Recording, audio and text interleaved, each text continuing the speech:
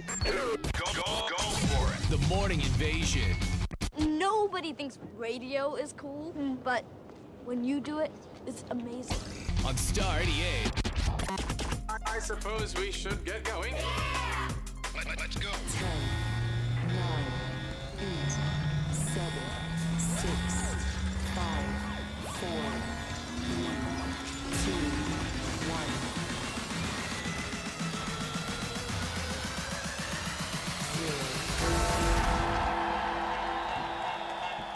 Oh, good morning, everybody. Welcome to the show. Live from the Dreamstar Remodeling Star 88 Studios. It is Wednesday. Whoa! Oh, whoa! We're watching Bears! We're watching brown bears, Brook Falls, Alaska. And, man, there's a live stream of these brown bears fishing for salmon, and it's so awesome. It's amazing. Yeah. I just saw this mama bear. She had been waiting patiently in the water for I was watching for about 10 minutes. Then all of a sudden, boom, she grabs a salmon like it's nothing. I mean, that water is running pretty fast. And that thing, it's so crazy how big and enormous these bears are, but they're so agile. This is hilarious to me. Guys, this is what he's been doing for 20 minutes. Yep. It's very relaxing, too. You know, if you're stressed out over the whole Trump-Russia thing, just go over to Brook Falls, Alaska. They have a live cam set up. You can watch the brown bears. It's very relaxing. Look at how patient they are. They're like ninjas. You know? They're like yoga masters. Yeah. They're like ballet dancers. Yeah. It's amazing. Welcome to the show. I'm busy watching another set of bears. They're called the NBA executives, and they're chomping at the bit to make LeBron feel like less than human right now because it turns out the Spurs are trading Kawhi Leonard to the Raptors. Wow. Kawhi Leonard, he's no joke. He is no joke. He played for San Diego State University, friends with Tony Snell, former UNM Lobo. Wow. Look at you. I'm just saying. I got to see him play in the pit That's cool. multiple times. Yeah. Love Kawhi Leonard. That's a good trade. Yeah. Okay. Anyways. Yeah, Sorry. welcome to the show, everybody. I could barely contain my excitement. Oh, gosh, all Friday. And it's only Wednesday. Oh, man, they almost had one, and then they dropped it. Oh, my gosh. Oh, look at this one. He's going for a swim. He just ducked under. All right, I'm off it. Sorry, man. guys. Curmudgeon wants to know how my back is after yesterday's trust falls. Thankfully, there was none of that. Oh, my gosh, the trust fall? Nobody caught me, guys. Okay, stop it. Seriously. We sat for hours. There's a lot of diagrams. A lot of diagrams. What was that guy's name? Jerry Seinfeld? That's hilarious. Did you not? I totally caught. I thought the same thing. Yeah, I was sitting next to Andrew, and I go, Andrew, he looks just like Jerry Seinfeld. And then you didn't hear him say it then, because later on, he goes, you probably are sitting there going, this guy looks like Jerry Seinfeld. Oh, I didn't hear that. Yeah, and he did an impression. Must have been one of the times I went to the bathroom. Yeah, right. Yeah. Yeah. Yep. 5 gears, guys. Is what we Jeremy learned. Kubicek. He was a super nice guy. He was. He's got a great story. Really cool story. And I learned that I'm a third gearer. Yeah. I live my life in third gear. Yeah. This guy's got a book called 5 Gears, How to Be Present and Productive. Yeah. When there's never enough time. The best part is he's like, hopefully none of you guys are like third gear all the time. Now, I doubt anybody in here would be like how you recharge third gear because that's like bars and parties and da-da-da. I'm going, that's not necessarily true. Yeah, you're in third gear all the time. It was hilarious. How many guys recharge in third gear? And it was like, just me raise my hand, but I'm in the corner. That's good. Nobody should be recharging in third gear. Okay. Yeah. Yeah, so there's 5 gears. Talking. So if you know how to drive like a standard, a stick in a car, then there's 5 gears. And the first one, what's 5? 5 is to be full focused is 4, Focus. right? No. No, focused is 5? Focus is okay, 5. focused is 5. Which kind of threw me off because that's when you're getting real work yeah. done. But Multitasking is 4. Yeah, is like working. Yeah, so I'm social's 3. yeah. What was connecting? Is that 2? Connecting was 2, like deep. Yeah, intimate with your family and conversations. friends. Yeah, people around. And then what was number 1? But you can have a 3 at a party setting Sure. and turn it into a 2. Right. 1 was like recharge. That's Recharge, your yeah. downtime. Yeah. And Which he said that's- binge watching doesn't count. It doesn't. That's ridiculous. That's how No. I recharge my batteries every day. It's the hardest gear for me, guys. 1. Really? See, that was the easiest one for me. Because I have a lot of downtime. So weird that 3 was the easiest for me. Yeah, that was the hardest for me. Seriously. Being around people and being See, social. guys, we learned about ourselves yesterday. You hated everything about this. I think I learned a few things. There was a few good things, but Yeah. I don't know. It's like a sign language thing at your office. So it's, if you're busy in your office, you give them the 5, and that means, hey, I'm trying to focus here, bro. I'm in 5th gear, bro. You in need to 5th. catch up. Yeah. Sorry, bro. Jarrett wants to know what reverse gear was. Probably trying to be comical, but there actually was a reverse. Yeah. That's when you say something you probably shouldn't have said Yeah. to your spouse. And you're like, uh-oh, got to put it in reverse. Friend, whatever.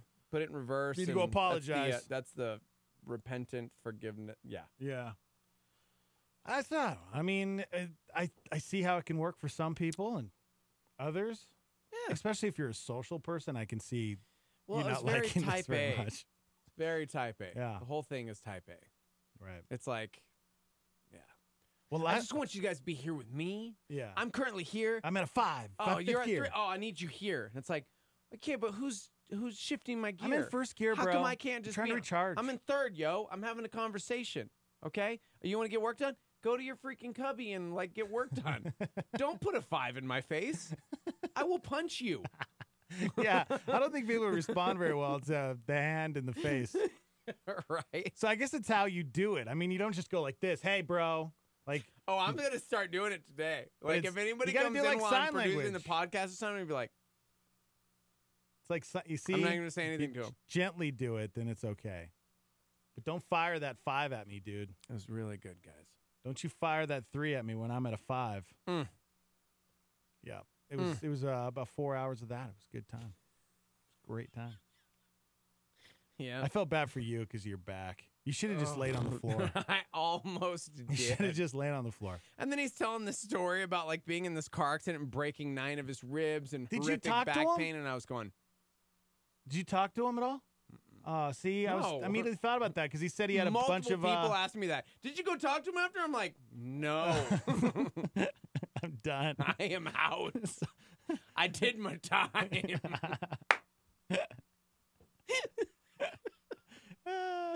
He was actually a really, really nice guy. Yeah, he was good, and he's got some good things, and I think Yeah, money. yeah, for real. I mean, It's like, find your peace You point. know, it's funny, it's my like- peace point was when my family up and moved to a castle in in England. London, yeah.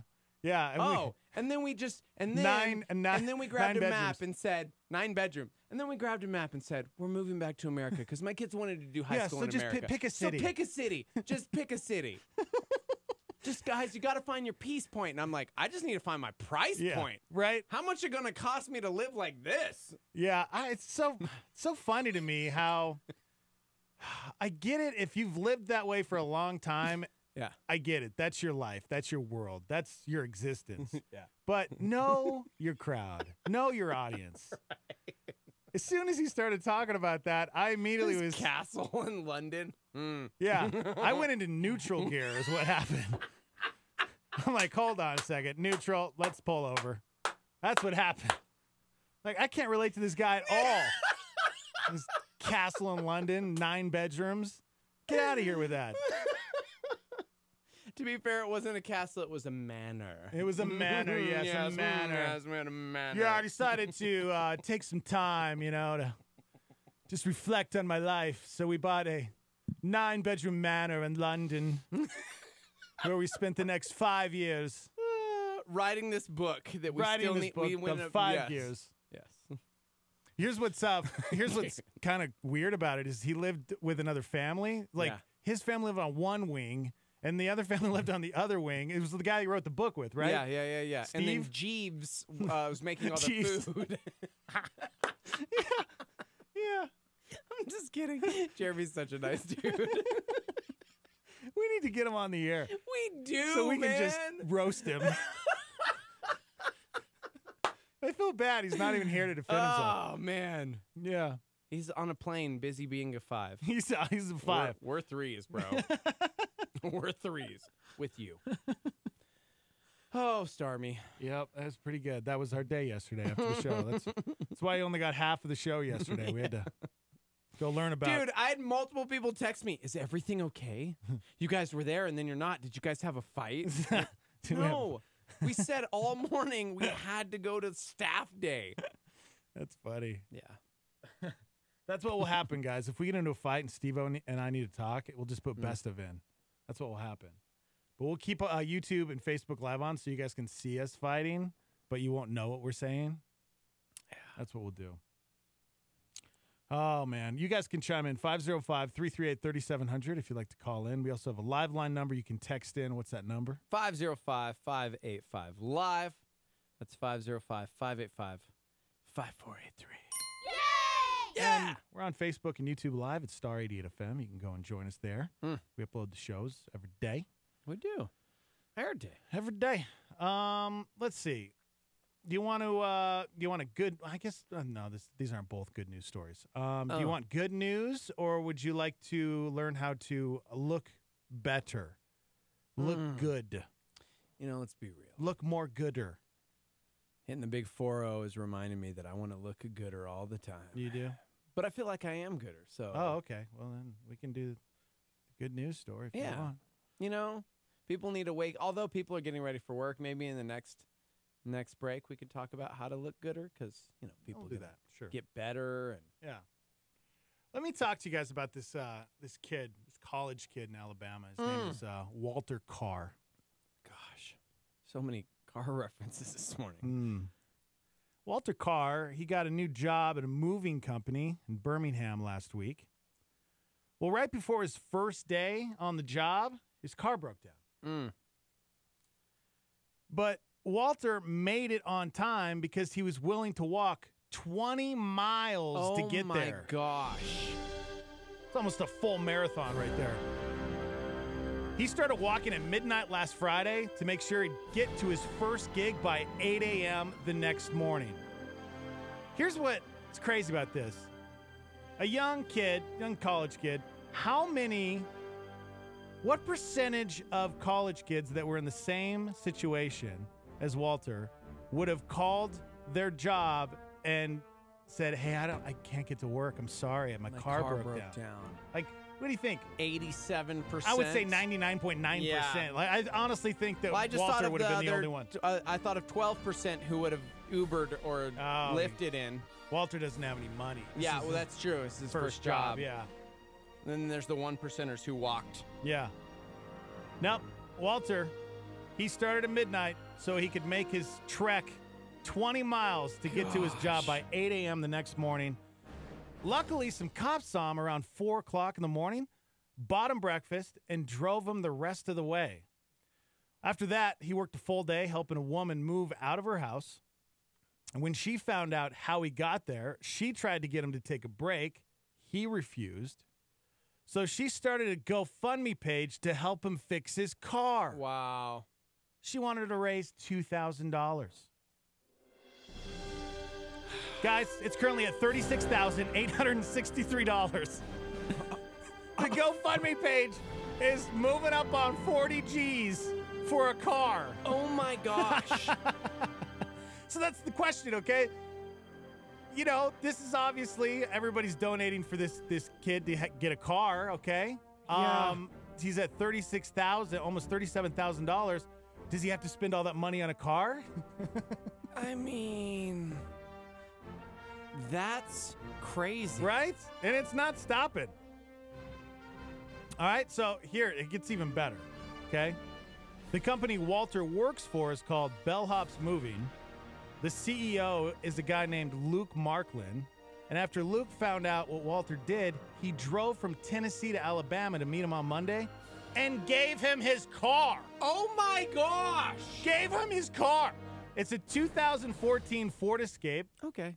I mean, I feel like now. That's why the music ended. Walter's got almost 40 G's in the bank. I mean. And a 2014 Ford Escape, right? Huh? Okay. Yeah. I guess the car that he was driving was 15-year-old. It doesn't say what kind of car it was. It doesn't say.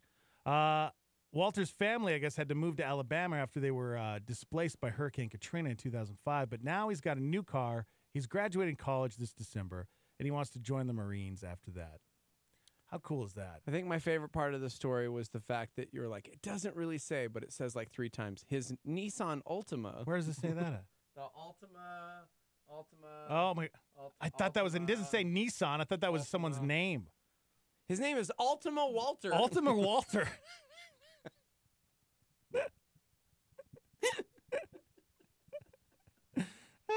Shouldn't there be a comma there? Yes, probably. Okay, that's why I got confused.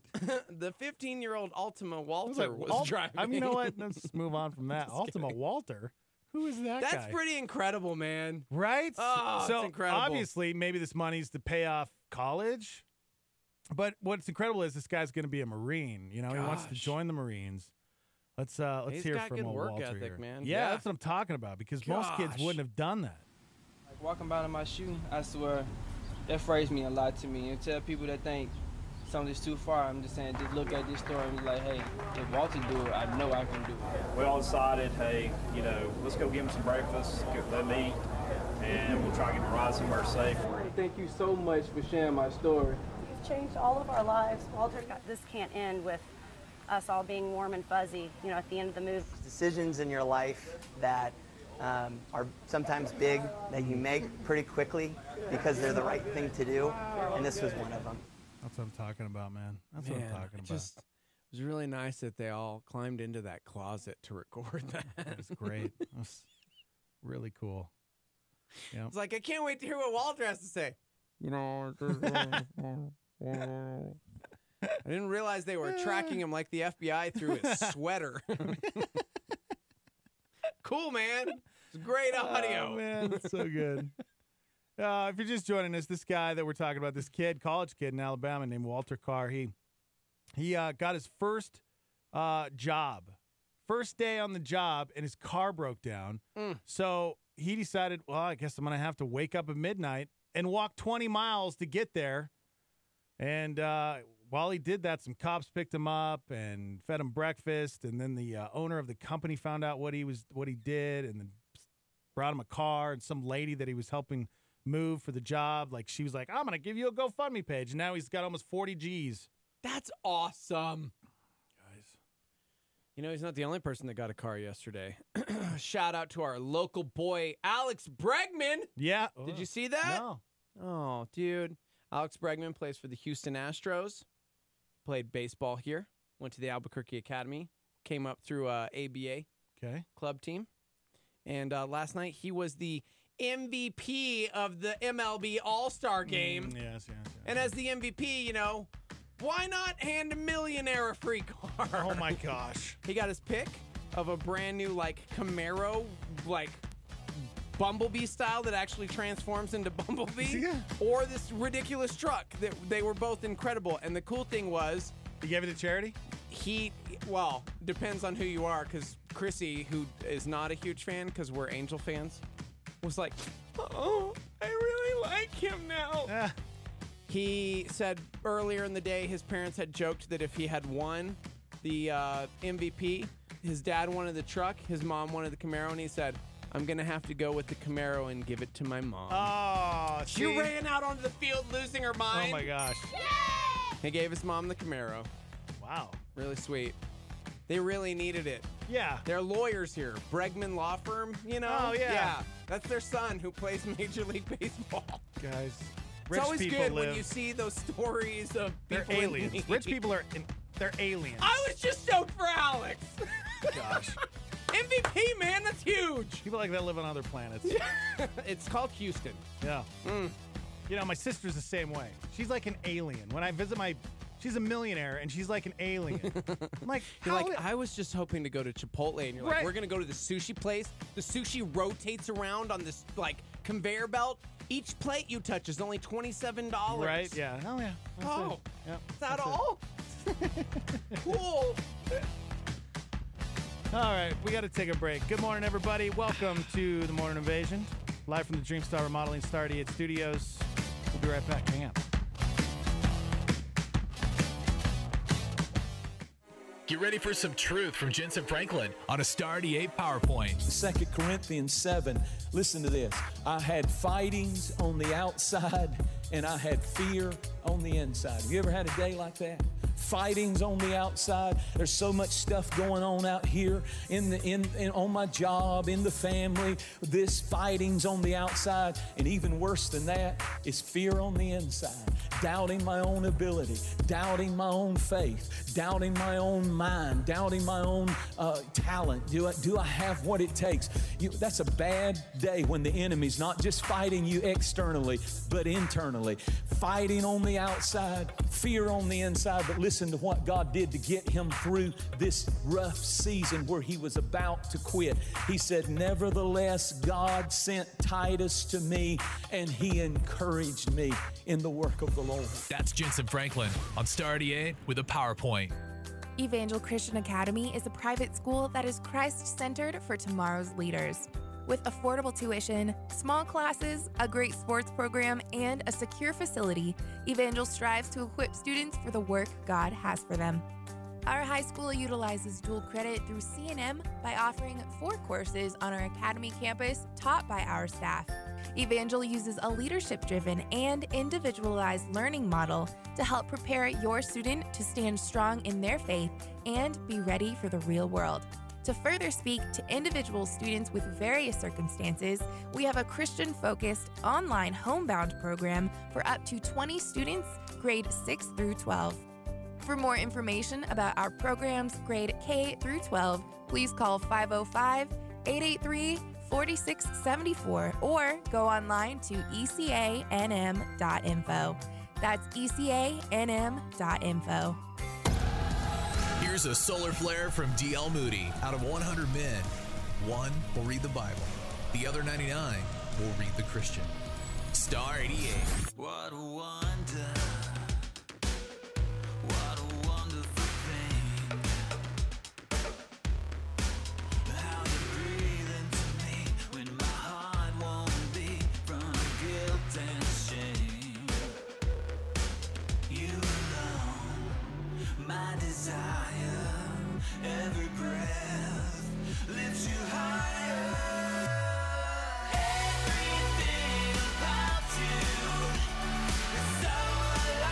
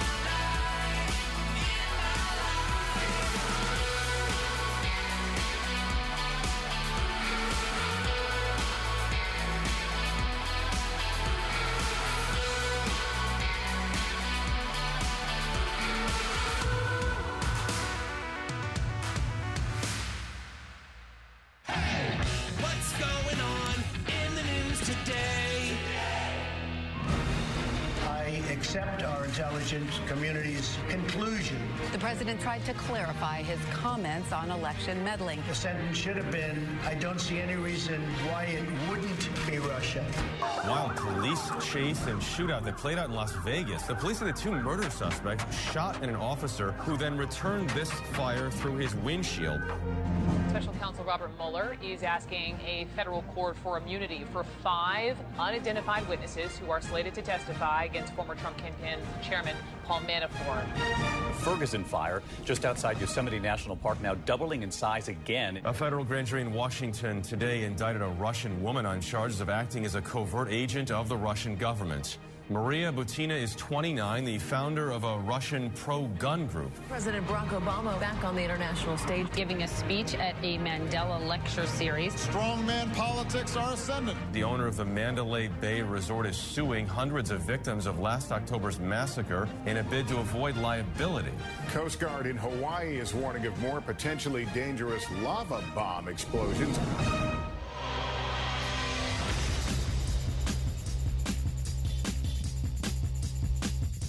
Good morning. Wednesday. Wednesday, my dudes. Good morning. Welcome to the show. Dex and Steve-O live from the Dreamstar Remodeling Star 88 Studios.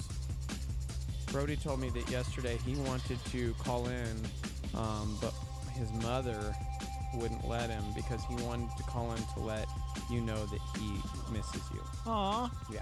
I miss you too, Broadster. And she was Haven't like, seen him in a while. It's not about you today, Brody. We haven't had him on the show in a while. I know. He keeps asking to come in. He wants to do the show with us. So. Yeah. Yeah. Well, how'd he do when he was filling in for me? He did really well. Yeah? Yeah, he did really well. Okay. He's gonna It be a is star. Wednesday, my dude. It's my kid. He's out of control, guys. That's my kid. You need to get him off the sugar. Oh, dude, that's him off sugar. Yeah. I made the mistake of giving him like tiny Hostess donut. You know those little mini donuts. One. Does he freak out or does he And like pass out? 7 hours later, it's like like still. Yeah, that's Landon. Just crazy. And I'm like, yep, that's why he's never had sugar. Yeah. It's hilarious. Yeah. 505-338-3700 if you'd like to call into the show. All right. The key to looking good. You know, we want to look good every day. What's the key to looking good, guys? What is it? Showering. Because you feel refreshed, you Yeah, feel better. but you can still look good without taking a shower, though. I mean, if you're around somebody, you can definitely tell if they haven't been taking a shower. But the key to looking good isn't a shower. No, it's not. It's not at all. It's not having a sweet mustache. Oh, no. dang it. See? No. Okay. I mean, you did look really good. Thanks, man. Gotten a lot of compliments on Yeah, that stash. yeah. R.I.P. stash. Mm-hmm. Miss you. The keys to looking good. A new car. Get it? The Yeah, new car. keys. New car. Looking good. No. This new study found that the key to looking good is going to bed and waking up at very specific times. Dope. Tell me more. The time you should go to bed is 9:45 p.m. Yeah, okay. I'm not far off from that. See, I go to bed around that time, and I don't fall asleep. And I didn't fall asleep till like 1 o'clock last night. Oh. I had the worst time. Was it because the rains? The rains came and the thunder. Did it? And the lightning. Did it rain last night? Lightning. Really? And the thunder. Oh, I didn't. Okay, so you go to bed at 9:45 p.m. and the time you should wake up is 6:55 a.m. Well, we're hosed. Yeah. We will never look good. 9 hours and 10 minutes of sleep. That's a lot of sleep. That is a lot of sleep. 9 hours and 10 minutes See, of sleep? I feel like if I get more than 7 or 8, and it's probably because it's different for us, because I know for me, I've been living off of like on average 4 hours of sleep a night. So when I get 8, I just kind of, sometimes I can feel okay. I think 7's my number. If I hit 7, I feel really good. Yeah. If I get more than that, then I feel groggy. Like 9 hours of sleep, it's like, oh, man, I don't know, man. I think that's too much, but not according to this. Mm-hmm. But sleep is, that's, if you're a health nut and you're not getting good sleep, that's like one of the most important things for your body, Yeah. And there's such a science to it. So many people were chiming in. Curmudgeon said wearing a belt to keep your drawers up. Yeah, that's true. Confidence is the key to looking good from Stacy. Mm-hmm. Kim says keeping hydrated. Shout out to our girl Trish Hoffman who's listening. What's up, Trish? She just said no more stash. I mean, maybe that's what it takes to look good. Gone. Man, she was roasting you hard when she was in. I mean, I did look like a 70s police officer, and she was on the force for 23 years, so she probably had a bad run-in with like PTSD a little bit? Yeah, a little bit of that guy. Yep. I should have done like the whole like, Hoffman, what are you thinking? In my office now. Yeah. You're gone rogue. I don't know what else do like terrible do cops go rogue? No, they're not going rogue. Like, like lieutenants. She's like, I'm sorry, Lieutenant. And you're like, the stash just yelling like, you didn't fill out the paperwork right. You're out of line. What else do they say? I can't keep covering for you. No. The chief is not the chief. What is it? The No. captain? Captain, that's what it is, not the lieutenant. It's the captain. Gosh, I need to get my cop movies right. I am terrible at this. I'm terrible. Yeah, so if you want to look good, according to the study, go to bed at 9:45 p.m. and wake up at 6:55. Get a whopping 9 hours and 10 minutes of sleep. And hopefully you don't have any hobbies because that's a long time to sleep. That is a stupid amount of time to sleep. I wonder if the science is you have to go to bed at 9:45 p.m. or if as long as you get the 9 hours and 10 minutes of sleep, so you could go to bed at 11 and then, wake up at 8:55. I couldn't imagine sleeping that much. Yeah. I would feel like a sloth. Oh. That is a stupid amount of sleep. I get hopefully 5. I don't know. Trish says I nailed the whole captain thing. Oh, really? Good. Did it! If only I had the stash. I needed the big glasses and the stash. It's all gone. I literally did that for her for one day. You can't tease us like that, man. I know. I need to give me 3 days. It'll grow back. I'll grow my stash if you grow your stash, bro. Nope. I already did that. Fine. It was great, except when you go grocery shopping and then all of the moms are grabbing their children. Come on, dear, don't look. See, I had the opposite. When I had my mustache, I had all of the older I know. people. I actually they did were too. all like, oh yeah, wanted to talk to me. That looks handsome. I got a lot of that. Hey, could you I was help like, me, sir? Thank you. How old are you? 63. Yeah, cool. see, if you're over 60, you trust people that have stashes. Yeah. It's that generation. Dude, Thebes chimed in. His normal sleep is 3 to 5 hours, and he's looking good, man. Wow. You know what I'm saying? Okay. So you know what? I think it just depends on the person. Yeah. Everybody's different. Some people can be okay with 3 to 4 hours. Some people can't. Our girl Britt Romney went to sleep at 10, woke up at 4. That seems like a long night of sleep for someone who's pretty prego. That's a long night of sleep? It seems like it. That's 6 hours of sleep. That's perfect. That's what we get. Ish. That sounds perfect to me. So you had like 3 hours? Yeah, I went to bed at 1 last night and then got here at 4. Oh, that's bad. Yeah. See, somebody said not going to happen. Wife and I wake. So 9 hours and 10 minutes of sleep, guys, if you want to look your best, apparently, according to science and or this random website. Yeah, I don't trust it. No, I don't either. Just keep doing what you guys are doing. You guys are doing great. 3 hours of sleep, you look fantastic. You're doing great, guys. Fantastic. Although you did tuck in your hoodie, like, inside. Don't do that, bro. Oh, it was comfortable, man. I know, but, like, it just looks... You look like you just literally slopped it on. I did. Exactly. I did. Just maybe that's what you need. I got an update on the I'm so glad we're talking about Virgin this. Mary sculpture that was crying tears, and people were like, "Oh my gosh, it's a miracle!" People were also crying tears because they were like, "This is a sign from God." The Virgin Mary sculpture was crying. She was weeping, bro. People were flocking from all around the world just to touch the sculpture. That was what it sounded like when the Virgin Mary cried. Well, there's been an investigation. There was. Oh, dude, we're talking like Da Vinci Code style. The Archdiocese showed up. Yep. And they were like, Hoffman, You got to do a better job on this sculpture statue thing. Oh, gosh. We can't do this. We can't keep doing this. We're about to lose the department, and you're going rogue. Sorry. Hey, bro. I need you to come down to a 1. A 1. Sorry. We're in first gear, bro. First gear. Okay. I got recharge. That means it's a good thing relax. I drive a stick, bro. So I get your analogy. Got you. All right. Downshifting. So they sent these tears from the sculpture in for a chemical analysis, and it was determined that the tears of a clown. No. Oh. The tears were olive oil. Oh. We knew that's what it. Come on. Someone's pumping olive oil into that sculpture.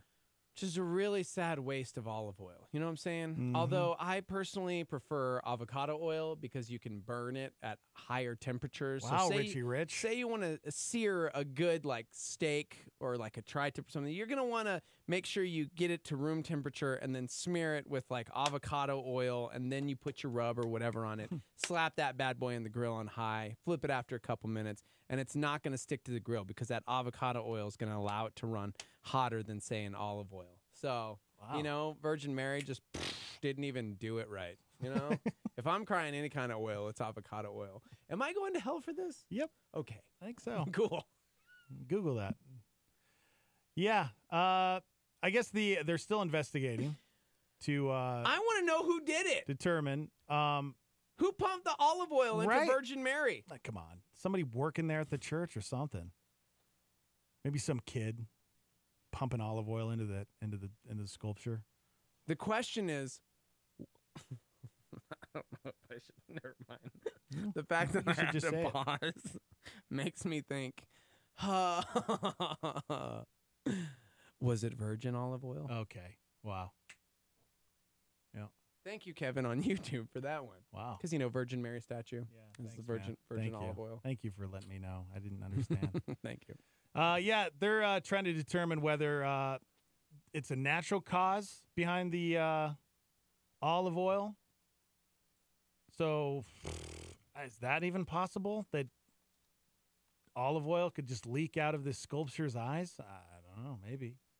So, we're following this story, guys. Okay. We'll keep you up to date on it. All right.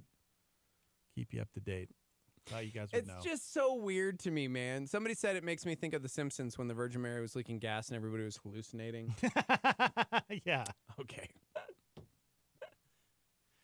We see that all the time, though. People see these miracles. Yeah. And then they find out that it was a con, you know, it wasn't real. And then their faith is just broken. Mm-hmm. That's what's so sad. But that's what they're putting their faith in. Right. Into an object. Like people were traveling to, where was it? Hobbs? Clovis? Yeah. Somewhere tiny? Something like that. Somewhere in New Mexico where there's cows? Yep. And just to touch the tears because they were like, it's got a healing effect. And now they're going to be really bummed unless they scooped that up. And again, you want to use avocado oil. my But gosh. okay. How many people, when we broke the story, what was it, a couple months ago, were like, this is stupid. This is fake. Yeah. This is not real. Right. There's no way this statue was crying. Because what did they say it was over? Hadn't a shooting just happened? Or one of the hurricanes? Like something major had just happened. And they were like, the Virgin Mary is crying over the downfall of our society. Yeah. Mm. Yeah, it's so Olive weird to oil. me, man. Dude. I don't get it. That's why we got to be careful what we put our faith in. Like where our faith is. What are we standing on? Yeah, right? You stand firm in your faith, but like, what is that faith placed in? Yeah. Ugh. Yeah, you know, and not just objects, too. It's, you know, when tough times come on us, you know, when something unexpected happens. Maybe we lose a loved one. Maybe we lose a child. Maybe we, you know, we lose everything, you know. And where's our faith? A lot of times we see people lose their faith because, you know, they feel like it was God that did it. You know, God's punishing me. Or, Yeah, you which know, is also not We Yeah. get angry at God for, the bad things that happen to us in life. Why didn't God step in? Why didn't he intervene? Well, that's why it's so important to know the character of God. Yeah. Understand the character of God, because we can place things on God on the opposite side, whether it's like, this Virgin Mary statue, which turned out to be a hoax, or something just tragic happens, because things happen. Scripture says that the rain pours down on the just and unjust alike. Like, sometimes things just suck. Right. And we can't blame God for those things. So, yeah, man. Oh, gosh, what an interesting update. I'm not going to pretend like I'm shocked in any way, shape, or form. Yeah, exactly. I just want to know who the dude was that pumped olive oil. It was a scented olive oil, by the way. It was a scented olive Some oil. of the witnesses claimed it smelled of roses, so something similar to the oil to bless and consecrate each year that they use for baptism. Yeah, I for was going to say, isn't confirmations. that what Catholics use? Scented olive oil to mark the cross on the forehead? I don't know. I assume No, that's what like it was. frankincense. Oh, is it frankincense? Yeah. Can be. Yeah, so they're still in the process of trying to understand how it came to be, because they also contacted the manufacturer of the sculpture located in Mexico, trying to determine if some sort of fluid could have remained inside the sculpture from the manufacturing process. Because wax is used in the casting of the bronze, the process gets so hot that the wax melts away. So Yeah, but what are the chances that the olive oil's leaking from the eyes? Why wouldn't it be leaking other spots in the statue? Oh, that'd be uncomfortable. Your mind is... No, from the hands. Oh. Like she was sweaty, like clammy. You know? Yeah, okay. What? Dude, this attracted worldwide attention. Visitors seriously flocked from around the world to this little church in Hobbs, New Mexico, because they wanted to touch the statue. Yep. Yeah. I don't know, man. But they're still scratching their heads, because they said even if it were a hoax, they don't understand how it would have been done. Like how it's physically possible for this to have happened, because it's a sealed statue. There's no place for them to have. Yeah, but that's the thing though. They're not taking the statue from the church. They're just they just took the tears, the olive oil that came to find out is the olive oil. But no, they've examined the interior. They have the whole thing. Mm-hmm. I don't know, I'm man. reading the story, bro, in the Las Cruces Sun News. Okay, I've got the scoop. So yeah, but they're still saying they read, the written testimonies of the people that saw it happening, and they see stories of tremendous faith, people who were dealing with terrible suffering in their lives, and they felt this spiritual consolation that they saw Mary crying with them. Yeah. So they're still questioning whether or not it's a miracle. Could it be a miracle? They're unsure. That's one of those things where it's like, if it is fake, do you want to spoil it for them? Yes, dude. Because you don't want somebody putting their faith in a false idol. I mean, there's that. Yes, false. There's like that. It's they're traveling from hundreds of miles around to touch a Virgin Mary statue because she cried. Yeah. It's like, dude, no, I gotta be careful. I want to be kind. Yeah, my grandma, she had the gold and silverware, and when I was a little kid, she told me it was real gold, and so I always thought that it was like this was the silverware that we were going to use in heaven, and so I would go to the silverware, and I felt close to God when I was next to the silverware because I thought that this was the silverware we were going to be eating on when we get to heaven. And it was just gold-colored silverware, gold fork, and I just shut your mic off. I'm sorry. Elbow does that. Why you turn me off all the time, man? Have you ever done that in your life where you felt closer to God through an object? A painting? We can appreciate beauty. Yeah, absolutely. Dude, the Psalm 19 talks about the heavens declaring the glory of God, right? Night after night, they pour forth speech. You look at the stars, you should be in awe by God's creation. Like, we really should. But there's a difference between being in awe appreciating art, cult, like whatever it is, and worshiping it. Right. Because there were people traveling to like bow down before this, touch the statue, pray to the Virgin Mary. Yeah. And that's not biblical. Mm. So I get what you're saying. Yeah. You absolutely. We were talking to a dude yesterday whose faith was rocked when he saw Signs, the M. Night Shyamalan movie, because it's about a dude who loses his faith and God shows up. I love that movie. But it's cool because that's just some dude's art. You know what I mean? Yeah. M. Night was like, hey, I'm going to try to make a movie that's not terrible this time. Mm. Shout out to Unbreakable, my favorite. Some good movies there, man. All right, we got to take a break. Bad ones, The Happening. We're live from the Dreamstyle Remodeling Star 88 Studios. We're also hanging out live on Facebook and YouTube if you'd like to go and chime in. Star 88 FM. All right, when we come back, what do we got? We got some stupid criminal stories coming up. It's a story about dwarf tossing. What? I love it. So good. All right, 505-338-3700 if you'd like to call in when we come back. Hang out with us. Don't miss the Back to School fundraiser and supply drive. Saturday evening, July 21st from 5 to 7 at Range Cafe Cottonwood, 10,019 Coors Boulevard Northwest, just southeast of Cottonwood Mall. All donations and school supplies will benefit foster children of New Mexico because every child deserves the essentials needed to learn and succeed at school.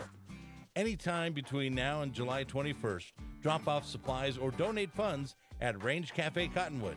Requested supplies include loose leaf paper, pencils and erasers, crayons, glue sticks, blunt nose scissors, colored pencils, spiral notebooks, rulers, composition notebooks, and pocket folders. The Back to School fundraiser and supply drive Saturday evening, July 21st from 5 to 7 at Range Cafe Cottonwood, 10,019 Coors Boulevard Northwest, just southeast of Cottonwood Mall. Thanks for supporting foster children of New Mexico. Paradise Village, a power partner for Star 88. From pre-wiring a new home theaters, to systems ran with smartphones. Integrated systems and security camera installations. Located at 4205 San Mateo Boulevard Northeast in Albuquerque, or online at paradisevillageinm.com. Paradise Village, 505-881-6375. That's 505-881-6375. They're not interested in finding customers, but creating relationships. Star 88 thanks Paradise Village for their financial support. Coming up this week on A Daily Walk. The mission field is not just across the ocean. Friends, it's across the street. It's across your yard. It's in the next cubicle. It's everywhere that you go. Outside of these walls, you leave and you enter. We enter our mission field. That is why we are here. Listen and learn as we go through Acts together with Pastor John Randall on A Daily Walk. Sundays at 8:30 on the Mission Briefing. This is KLYT, Albuquerque, Santa Fe, Star 88, New Mexico's fresh alternative.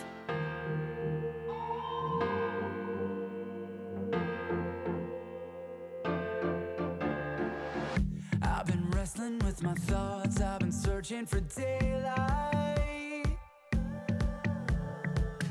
trying to make sense of the mess, trying to feel like I'm alright. All these questions without answers, feeling restless and abandoned.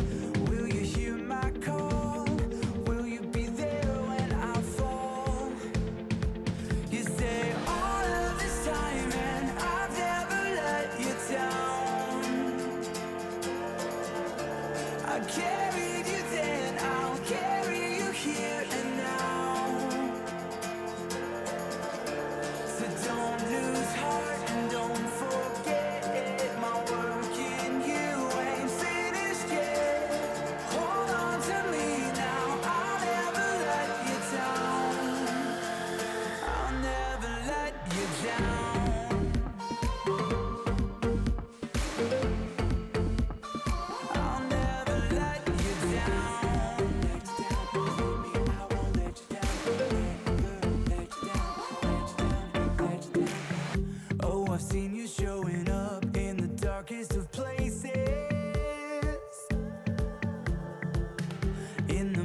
moments of my doubt, in the tears that I've tasted. Would you take me this far just to leave me? That's not who you are. I know you hear my call. You're always there when I fall. You say all of this time and I've never let you down. I've never let you down. I carried you then, I'll carry you here and now. I'll carry you here and now. So don't lose heart and don't forget it. My work in you ain't finished yet.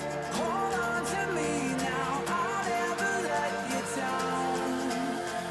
I'll never let you down.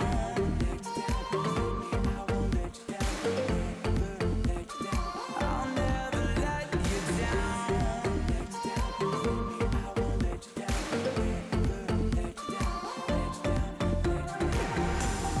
Caught in chaos, I'm knee deep, wrestling with all of my disbelief.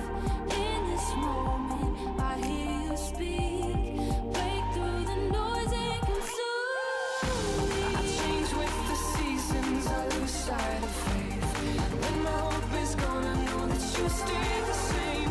Your gentle whisper, a familiar sound. I know you won't let me down. All this time and I've never let you down. I've never let you down. I carried you then, I'll carry you here and now. I'll carry you here and now. So don't lose heart and don't forget it. My work in you ain't finished yet. Hold on to me now, I'll never let you down. I'll never let you down.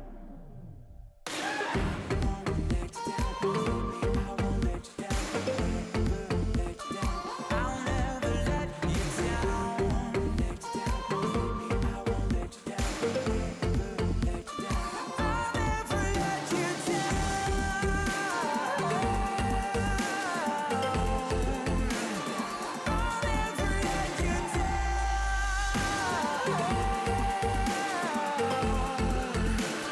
I'll never let you down. The Morning Invasion with Dex and Steve-O on Star 88. Gotta grind it out. What? Good morning. Gotta reach down deep inside. Yeah. All that stuff. Find that inner strength. Thanks, man. You're a good motivational speaker. Yeah, bro. Good morning. Live from the Dreamstar Remodeling Star 88 Studios, Dex and Steve-O. How's everybody doing? What's going on, Star Army? Jarrett, J. Marie, Paul, hanging out. On YouTube, Kevin chiming in. Yeah, Kevin's really chiming in. Okurayu is chiming in as well. That's cool. And Free, what's up? Morning, everybody. Facebook Live, YouTube Live at Star 88 FM. You guys can chime in on the live line. What's that number? 505-585-LIVE. That's 505-585-5483. Guys, it is National Hot Dog Day. Ooh! Perfect day to go to a ball game. Am I right there, Dexter? Okay. Well. Is it going to rain? Because I don't want to sit. Last time I went to see the Isotopes with you, we didn't watch the game because it rained. Yeah. And actually, it wasn't even raining. It was like barely sprinkling. Oh, man. I was like, oh, got to cancel it, guys. Welcome to New Mexico. When was it you or it was it Bill Peterson that explained to me? I think it was the Petersons explained to me. Because I'm like, why are they such babies? You know, like, why can't baseball players play in the rain? And it makes sense because pitcher and the ball and it could get out of control with that. It could be slippery. It can. I get it. Got the rubber. You got the mud. I get it. I get it. I mean, you know, a light sprinkle you could. Rain delay. We play in the rain.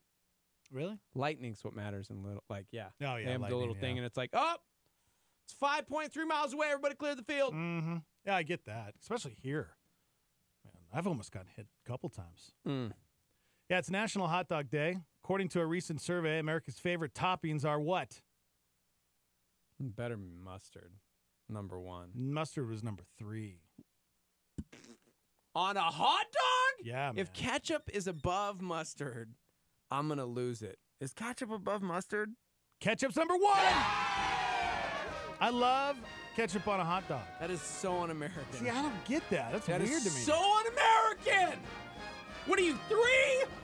Gotta have me some ketchup, man. Not on a hot dog, man. Those are for like French fries and other things. Oh, gosh. You know what I put on there out. that you're going to freak out is mayonnaise. Now I feel like you're just trying to be I'm dead serious. gross. I love mayo, though. I'm okay with mayo. This is one that I love the chili dog. Oh, okay. Give me some Is chili. That's before mustard? Yeah, I don't like chili. I'm not a mustard guy, so. Gosh, that kills me. Dude, mustard, some relish maybe, like sauerkraut, like. Yeah, sauerkraut was on there. Relish, onions, jalapenos, coleslaw. I don't think I've ever had coleslaw on a hot dog. That would be good though. Maybe chili and coleslaw. A slaw dog. Come get you a slaw dog. Gosh, that makes me so mad. I'm still fuming that ketchup won. Good job, America. Yeah, 25% You're of the terrible vote. at voting for things. See what I did there? Yeah, I got you. Thank you. That's weird. When I found out that you're not supposed to put ketchup on a hot dog, that's Dude. weird to me. See, when I was, when you're little, you get the corn dog and you got the ketchup and the mustard and you mix it together and you're like, yeah, corn dog, I'm 3. No, dude. As a grown-up, mustard. Maybe some onions. Yeah. Some kraut. Yeah, sauerkraut. Gosh, I'm so hungry. Relish. Oof. Why didn't we eat breakfast? I wish I could. Why do you talk about I wish I these could talk things about my so favorite hot dog place, but we can't. Yeah. Is it in Albuquerque? We'd get in the doghouse if we talked about it. See what you did there. You know? Mm-hmm. See what you did there. No. Yeah. We get in trouble. So there's a place in New York that we go to every time we go. And I won't say the name of the place either, but they wrap their hot dogs in bacon. Oh. And they have all of these, like, there's like the Hawaiian, and it's got like pineapple and chives and like just random things. And so you can order them. Oh man, I'm like, you can order one specialty dog, whatever, or you can be like, yo, I'm just gonna trust you guys, throw down like a 20 spot, and they'll give you like 4 random ones, like chef's choice. Yeah. But there's some interesting ones. There's like the Philly cheesesteak, but it's like cream cheese and like it's like random like. See, you mentioned bacon wrapped around a hot dog. I don't know why I haven't done that before. That seems like it'd be easy to do. Just wrap some bacon around it and throw it on the grill. Yeah. Or in the oven. Heck yeah. I've never thought about doing that. Really?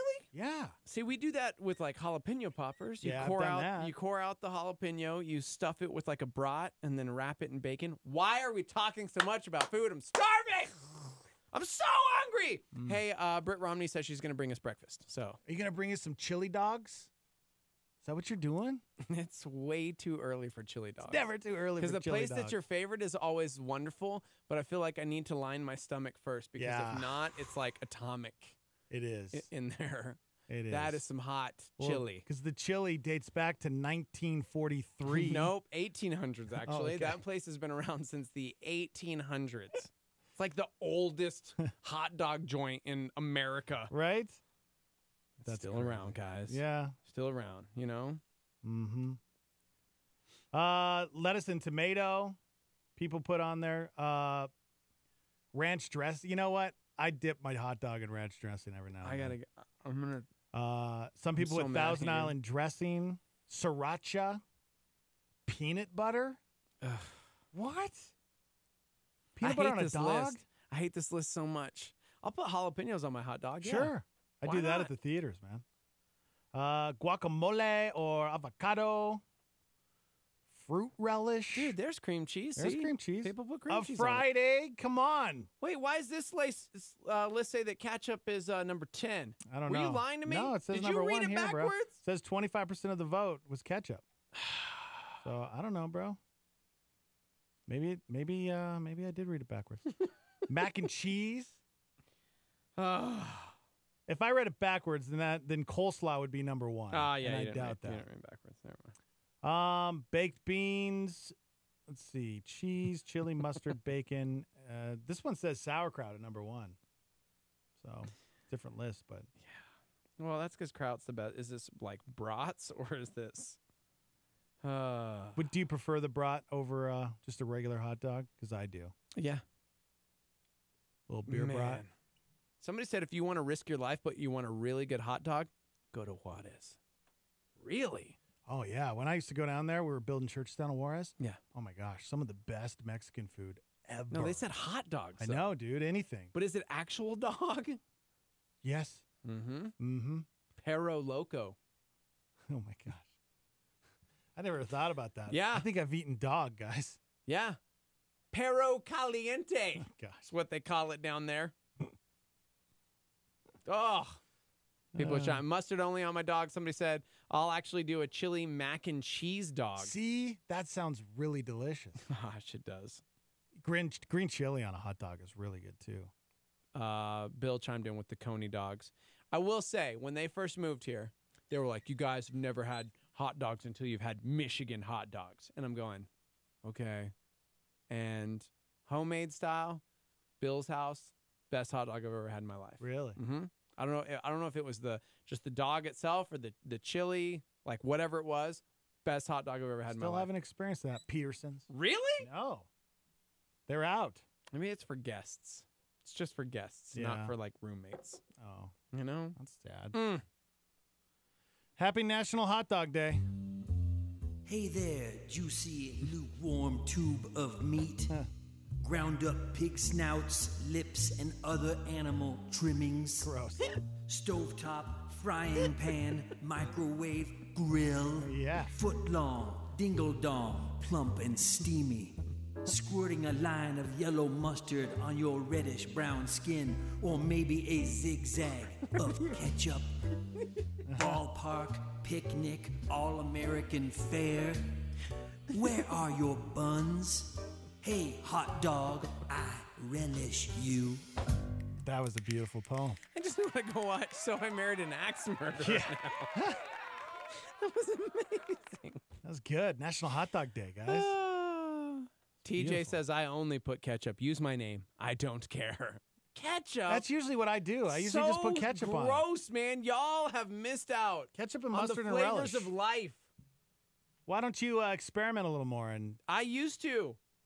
go on And an then adventure? I graduated kindergarten and went to first grade, and no longer was there ketchup on my hot dog. That is so weird to me. So what's the number one thing you'll put on? Mustard. Mustard. And then after that is American. That is a hot dog. Yeah. And then, you can have the relish and onion, whatever you want to spend. Never, ever ketchup. Wow. Ever. That's for French fries, man. Oh, no ranch dressing? Oh, man. No mayo? Our boy Thigpen is chiming in from Brooklyn, and he is just throwing down all of the photos of our favorite hot dog joint, which, by the way, chili and coleslaw. Oh, gosh. So, that sounds awesome. Yeah, there's the kraut. You could also get your tater tots lined with it. Look at that, some onions. Peterson's. Can we have a dog that's night? the Hawaiian right there, because there's the chives and the pineapple. Bill. Again, always wrapped in bacon. So I just want to remind you guys that Peterson's. I'm gonna get dinner tonight. They know how to do it in New York. I'm gonna get some chili. I'm gonna get some onions. I'm gonna get some sauerkraut. I'm gonna get some coleslaw. I'm gonna get some bacon and wrap those dogs in bacon. I got dinner tonight, Peterson's. We're gonna do it up. Okay. Oh, I want them right now. I know. Come to the Isotopes game with me. No, bro, it's dog night at the Peterson's. It'll be fun. You're gonna have a good time, buddy. Gonna have a good time, guys. I'm dragging him to a baseball game. No, he's not. Let's talk about Amazon. Amazon, they were just granted a new patent on Tuesday. Okay, I read the headline. Yeah, wait till you find out what they got here. They just got a patent for a robotic arm that throws things into boxes. Sounds okay. I mean, they have a lot of things, a lot of stuff there at the warehouse, the Amazon warehouse. Yeah. So why not, go with robots instead of human beings chucking things into boxes? Well, they had some drawings of kind of some example drawings that they used to show off this robotic arm that flings things. Mm-hmm. And in the drawing, they used a dwarf. It's a robotic arm that throws dwarfs. It's a dwarf tossing robot arm. I don't understand how this is a thing, guys. Yeah. American organization is not. There's an American organization like that's. Oh wait, Little People of American Organization. The Little People of American Organization is freaking out over this. Yeah.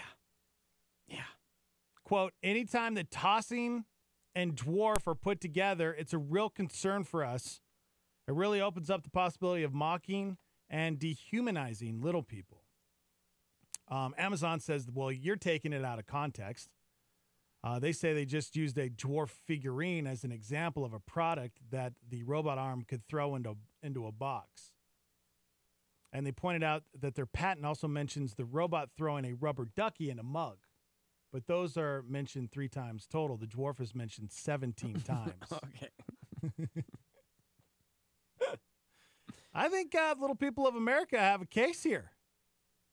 I mean, that's the ridiculous. Little People of America.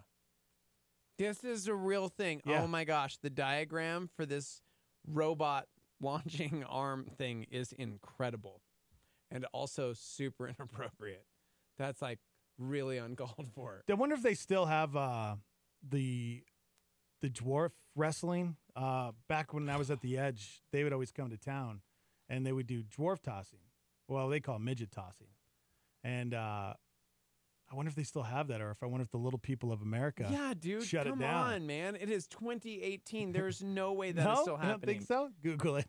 See if they're I on don't tour. even want to Google it, man. Okay. Midget wrestling, I guess, because they do they toss. They do midget tossing there. Oh, it's a thing. Oh, it's a thing. Extreme midget wrestling. I cannot believe this is still a thing. This is still a thing. They gonna be in Albuquerque anytime soon? No, they are not. I never went. I never went when they came to town. They're only in places like Amarillo, Texas. Oh my gosh. Paris, Tennessee. Yeah. At RJ's. RJ's Lounge. RJ's Lounge, midget wrestling. Oh my gosh. Don't think they're gonna make it out to Are they gonna be at Redneck Heaven our neck of the in woods. Dallas? Dude. Unbelievable. Yeah. Unbelievable. This is real, guys. I can't. Yep, the Little People of America, they're not okay with Amazon patenting a robotic arm that throws They dwarfs shouldn't be. into a box. Gosh, this is horrible. Yeah. Yeah, I don't know. I feel like no matter what, someone's always going to be upset with you, right? Oh, yeah. And then there are other Starmie members who are like, dude, there should be a theme park where you can just throw them, like into a pool. Okay, that's not okay. Into a Velcro wall. No, that's not okay. You pay them well. You add incredible benefits. Make it a real job. Oh, my gosh. Guys are creative. But this is horrible. But that's probably why Amazon is now marketing this. Yeah. I don't understand. Like, okay, listen. Let's be real for like 8 seconds here. Amazon is trying to sell a mechanical arm that is used specifically for throwing. What is the correct term? You said midget, and I got weird. Dwarf. This is a real thing. Yep. But like, how many people have friends in their lives that are dwarves that they'd actually walk up to and go, dude, I've got a great idea. Like, seriously. Yeah? Who would do that is my thing. Like, I don't know anyone. And if I did, I just don't think. How close would you have to be to that? Right. That I don't dwarf? think I could ever get to a point in my life in a conversation where I was like, dude. Okay, stop it. I'm willing to spend hundreds of dollars for this robotic arm that was crafted specifically to throw you. All right, back it up. Because seriously, let's say I was a dwarf. Okay? Let's just say I was a dwarf, and we have the same relationship that we have now. Okay. You're telling me that there is no time in our relationship where you would walk up to me and say, can I try to throw you across the room? I might walk up to you at one point and go, hey, man, how did this become a thing? And how do you feel about it? And then if you were like, I think it's hilarious, I'd be like, I just purchased this arm. I'm just kidding. Could you, maybe be the first one to try it out? But does it why does it have to be specifically for a dwarf? Like, why can't it be for like Brody would love this. He's 5. He's 5. Yeah. Will he get hurt? Does it have to be because you don't want to be like, hey, we created this robotic arm for throwing children? Because do you know how exhausting it gets when you're in a swimming pool and your kid's like, throw me? Yeah. What if you had a robotic arm? Throw me again. Right? Throw me again. Now, thankfully, I'm like, I can't. My back. Car accident, remember? Yeah. Can't pick you up, kiddo. So now I need this robotic arm. But I don't think you should put electronics near the pool. So yeah, that's a lose-lose. The biggest thing in this is like, okay, why would they use a dwarf when obviously you can't buy a dwarf from Amazon and they can't throw a dwarf into a box and mail it to you? So why would they use a dwarf in the picture? Yeah, the picture is really uncool. Right? Really uncool, Amazon. Maybe they're just trying to show the strength of the robotic arm. That's what I'm saying, but like they're not being comical about it. Like that's a real picture from the patent. Mm-hmm. Yeah, it's a strong arm. Shout out to the San Jose Mercury News. Slow news day. I don't know, man. That's a pretty serious topic. What, it's not serious because it's little people? Somebody said, I love how people aren't concerned about robots taking over their jobs. Yeah, right? Yeah, exactly. Yeah. Let's see. I think it says, since the time we started, this is Amazon talking, since the time we started introducing robotics at Amazon in 2012, we've added tens of thousands of robots to our fulfillment centers. We're also adding over 300,000 full-time jobs globally. Our teams work alongside robots, and we're excited to continue increasing the technology. So, I mean, yeah, they work alongside the robots, but eventually we're not going to need humans anymore, man. Okay. For all of our people throwing and whatnot. I think we're pretty close to that, you know? People throwing? Yeah, people throwing. No. I think robots, like fast food businesses. Come on, man. You telling me a robot can't do that? I will say, wait, which part? Like the cooking of it? Sure. The fries, pulling the burgers out. Would you really want a conveyor belt meal? I don't eat a whole lot of fast food anyways, but like, think about that. I would almost trust the robots more than a human. Because because humans, you hear of things the humans do to that food because they're unhappy with their jobs or they can't handle people. At least I know that a robot's not going to spit on my burger. You know? No, dude. I want a human being. Nah. I want a robot. I want a robot. Somebody said all I can think of is Tony Stark's dummy robot arm. Yeah, Yes. that's what it looks like. That is what it looks like. It totally does. Yep. It's weird. Amazon, you're in trouble. Yeah. Well, I feel like they've been in trouble. Paul Short, yes, his last name is Short. Wow. Chiming in on this conversation, saying in Amazon's defense, it was just a small oversight. Just a little. Hello? Late on this thing. Hello. Thank you. Paul Short, everyone. Yep, Paul Short. All right. Which is kind of ironical because he's like 6'5". Yeah, right? Yeah. Yeah. Yeah, right. Yeah, he's a giant. Yeah. We'll keep you updated on the story. Thank you. I was really concerned about it. So worried about it. I know you were. I know everyone is. Happy National Hot Dog Day. Have a dog, everybody. You guys can chime in on Facebook and YouTube Live at Star 88 FM. Coming up, we'll talk about a service dog that did something pretty cool. And have you ever played a pickup game of basketball and gotten fouled so hard that you felt like you had to call 911? Okay, no one has. Yeah, well, someone did. Oh. Yeah. 2018, everyone. You don't wanna miss Welcome this. to America. We're live from the Dream Star Remodeling Star 88 Studios. We'll be right back.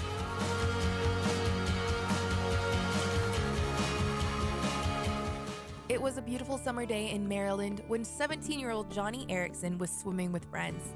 As she dove from a raft, Johnny had no idea her life was going to change in an instant. The heartbreaking story of Johnny Erickson Tata has encouraged millions since that day on the Chesapeake Bay. You can meet Johnny on July 29th at Hoffmantown Church before a special free showing of the remastered Worldwide Pictures film, Johnny. God permits what he hates to accomplish that which he loves. I realized God takes no pleasure in my spinal cord injury, but he loves the way he is changing others through it. Psalm 10 says that God hears the cry of the afflicted. His heart goes out to those with disabilities. He is filled with compassion for those with special needs. Johnny will be personally encouraging families affected by disability and strengthening churches who have a heart for a disability ministry. Meet Johnny at Hoffmantown on Sunday, July 29th at 3 p.m. For more information, call 505-858-8633. Martin Luther King Jr. said this: "Forgiveness is not an occasional act, it's a permanent attitude." Star 88 with a solar flare.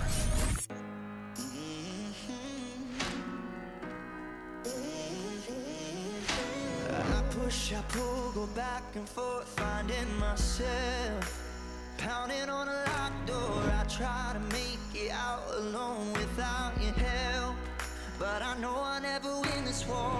I can never be free without you.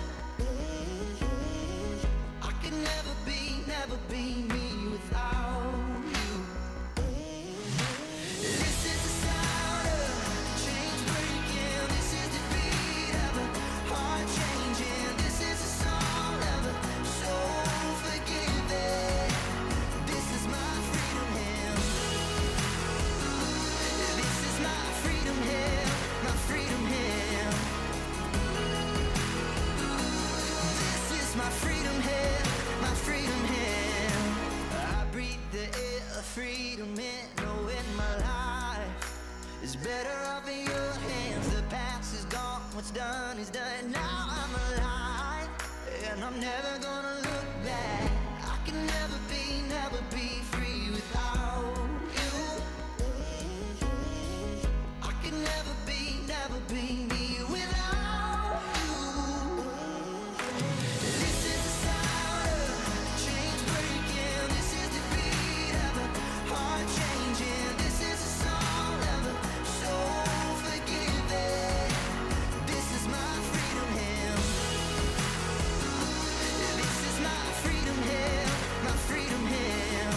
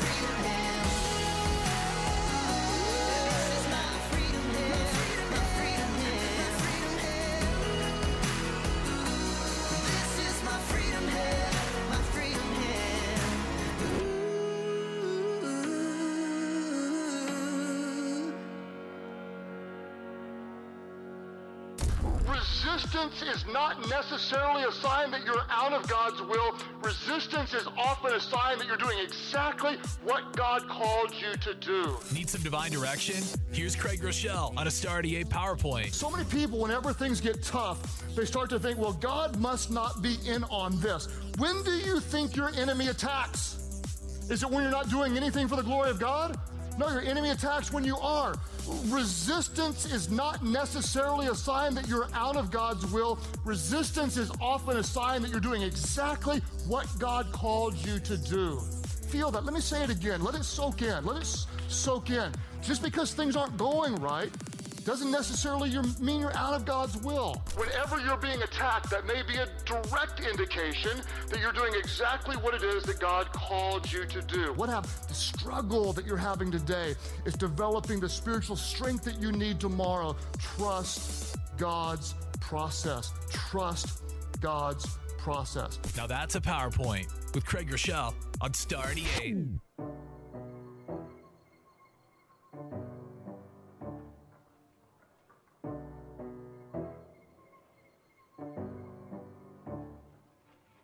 Wishing wells and shooting stars just let me down. Never had to pray this hard, but I'm learning how. And the wall between us, paper thin, but I can't break through. Feels like I'm losing you.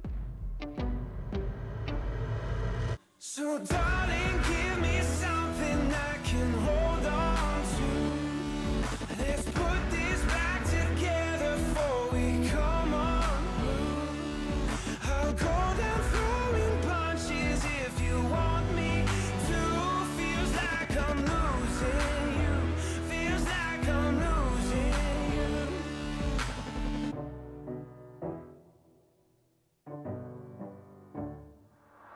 Spending time just talking cheap. What's the price we'll pay? Another fight on a stormy night. Can't feel the rain. I'm a madman chasing after love, escaping. Am I losing you? Feels like I'm losing you. So darling, give me something I can hold on to. Let's put this back together before we come unglued. I'll go down throwing punches if you want me to. Feels like I'm losing you. Feels like I'm losing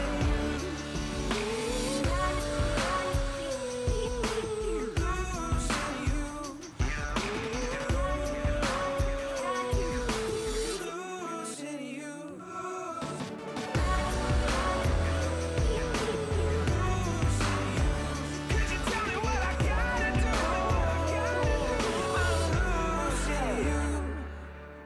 Darling, give me something I can hold on to. Let's put this back together before we come unglued.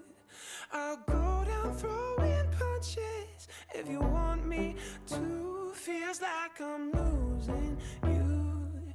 I'm losing.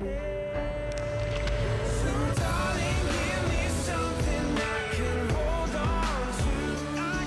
Let's put this back together before we come on. Now go down throwing punches if you want me to.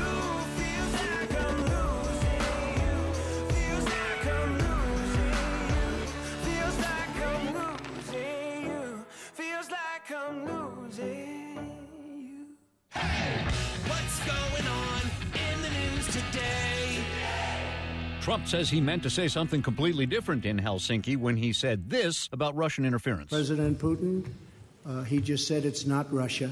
I will say this, I don't see any reason why it would be. Trump now says It should have been. I don't see any reason why it wouldn't be Russia. Barack Obama was among the speakers at an outdoor event in Johannesburg, South Africa. The free press is under attack. Censorship and state control of media is on the rise. 4,000 miles of internet cable could be permanently underwater in the next 15 years. AT&T and Verizon say they're aware of the increased flood threat. The Dutch Prime Minister Easter lettuce ceremony in the Netherlands to mark 4 years since the downing of Malaysian Airlines flight MH17. Israel is imposing more restrictions on the Gaza Strip. Officials from Facebook, YouTube, and Twitter are testifying before the House Judiciary Committee. Federal Reserve Chair Jerome Powell is giving members of Congress an upbeat assessment of job growth and the overall U.S. economy. A man suspected of killing 3 people in Texas in the past week is now in custody. Astronomers have found 12 new moons orbiting the planet Jupiter. Ooh, 12 new moons?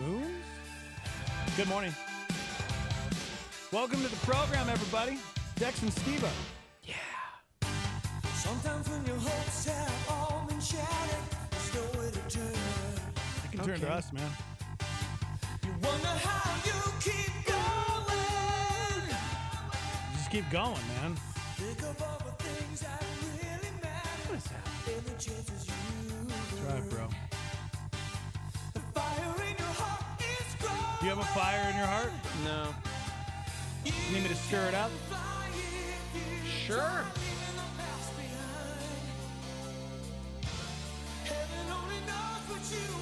Guys, here's the thing, man. When you are struggling and you feel like you don't have anything left in your heart and your soul and your being, what do you do? I don't know. What? That's good. Yep. That's good. Thought that'd go a little better, but it didn't. Okay. Good morning. Dare to believe that you can survive? You can. Dare to believe. Dare to believe. Dude, I keep looking at the topes because, you know, game day. And reminding myself that our boy Zach Williams, he was there for Freedom Celebration last year. Yeah, not this man. year, last year. You know, our friend, the chain breaker. That's right, bro. He is a chain breaker. He's going to be in Albuquerque. Heck yeah, bro. He's going to be at Legacy, actually, which is really cool. Old Zach? Old Zach. Old Zachary? Going to be out here in Albuquerque at Legacy Church, which is, yes, dude. You know who else loves this man? Chris Pratt. September 15th for the Air One Positive Hits Tour. Positive Hits, all right. Have you been following Chris Pratt and his whole logging and, you know, tree hunting adventures? Man. Pretty cool. Yeah, man. Zach Williams. We Are Messengers is going to be a part of that. Cool. Oh, yeah, the Irish folk. Yes, dude. We might have to get him in studio again. He's crazy. He's a lot of fun. So, anyways, yeah, it's going down. September 15th, Legacy Church. He's a chain breaker. Huge fan of Zach Williams. So good, man. Stoked on that. It's fun. I know. Hey, if you're a church and you've got stuff going on, you want us to talk about it, you want us to know about it, hit us up, dog. Studio at star88.fm. We love talking about things that are awesome in our city. Yeah, like this story. This did not happen in our city. I wish it did. I'm glad it didn't because I don't think it would have gone down well. If you're this soft, sports probably isn't for you. There was a pickup basketball game at an LA Fitness in Sterling, Virginia on Monday. Apparently one guy got upset after another guy set a hard pick on him. Now, if you're not familiar, a pick or a screen is when a player on offense positions themselves to get in a defender's path. It's not always a foul, but it is if you're moving or you really throw your shoulder into the person you're screening. But just calling a foul wasn't good enough for the guy who got knocked down. What do you think this guy did? Well, I mean, I kind of already told you guys. This guy I'm like dumbfounded. He called the cops. He called the cops, guys. He called 911. And the cops actually came and pulled both of the players out of the game to talk to both of them. But the guy who got knocked down, he wound up deciding not to press any charges, any assault charges. He didn't go full press on him. He didn't go full press. What you guys say, Bird? You calling the cops if you get fouled, Birdo? You calling the cops if you get fouled? You calling the cops if you get fouled? Have you ever been called for a basketball foul before the? No. This your first time? That's my first basketball foul. You were coming for a basketball foul? Not for that, no. I just heard it was a fight. Oh, okay. Oh, okay. So they didn't They know. called you for a foul, Okay. So the police were called, and he said there was a fight, so they showed up. It's good to know, because I'm like, why are officers going down to I thought, like a YMCA over a basketball foul? I thought no matter what, though, if somebody calls 911, I thought cops always had to go and investigate. Do they? That's what I thought. Always? That's what I thought. But I don't know if that was just taught to me, like, hey, don't you call 911 because They're no gonna matter what, they're going to show up. It's going to be bad. It's going to be bad. Let's take you to jail. It's like, okay. Here's a little PSA for you. If your phone accidentally calls it, because this happened at Luke's baseball game last weekend, all of a sudden Chrissy looked down and it was like, oh, and it was like 911. I've done that and too. it was like 7 seconds in, and she was like, oh no, and just went boop and hung up. Don't do that. What happened? Pick up the phone and go, hey, I'm sorry, my phone must have called you guys. I have no idea how that happened. Okay, cool.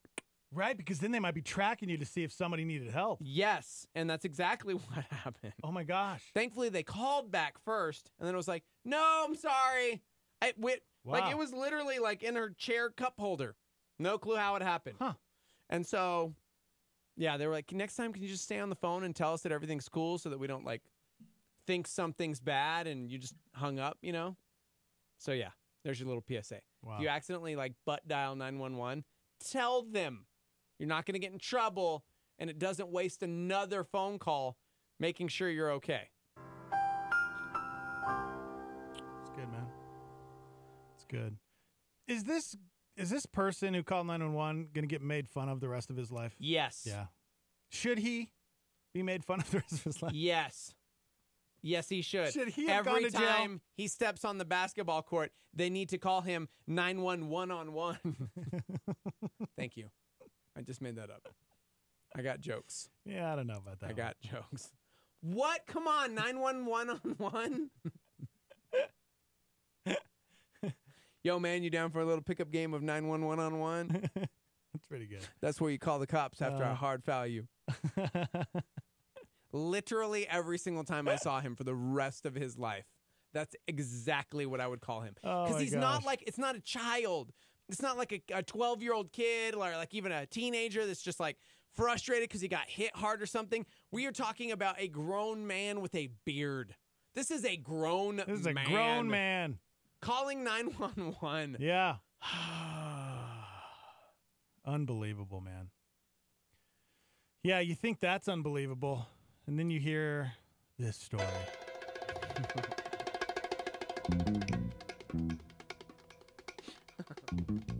Where do you find these stories? I just want to read the headline because the headline is everything. Yeah. A guy hides in the ceiling of a grocery store to escape cops who aren't even looking for him. Beautiful.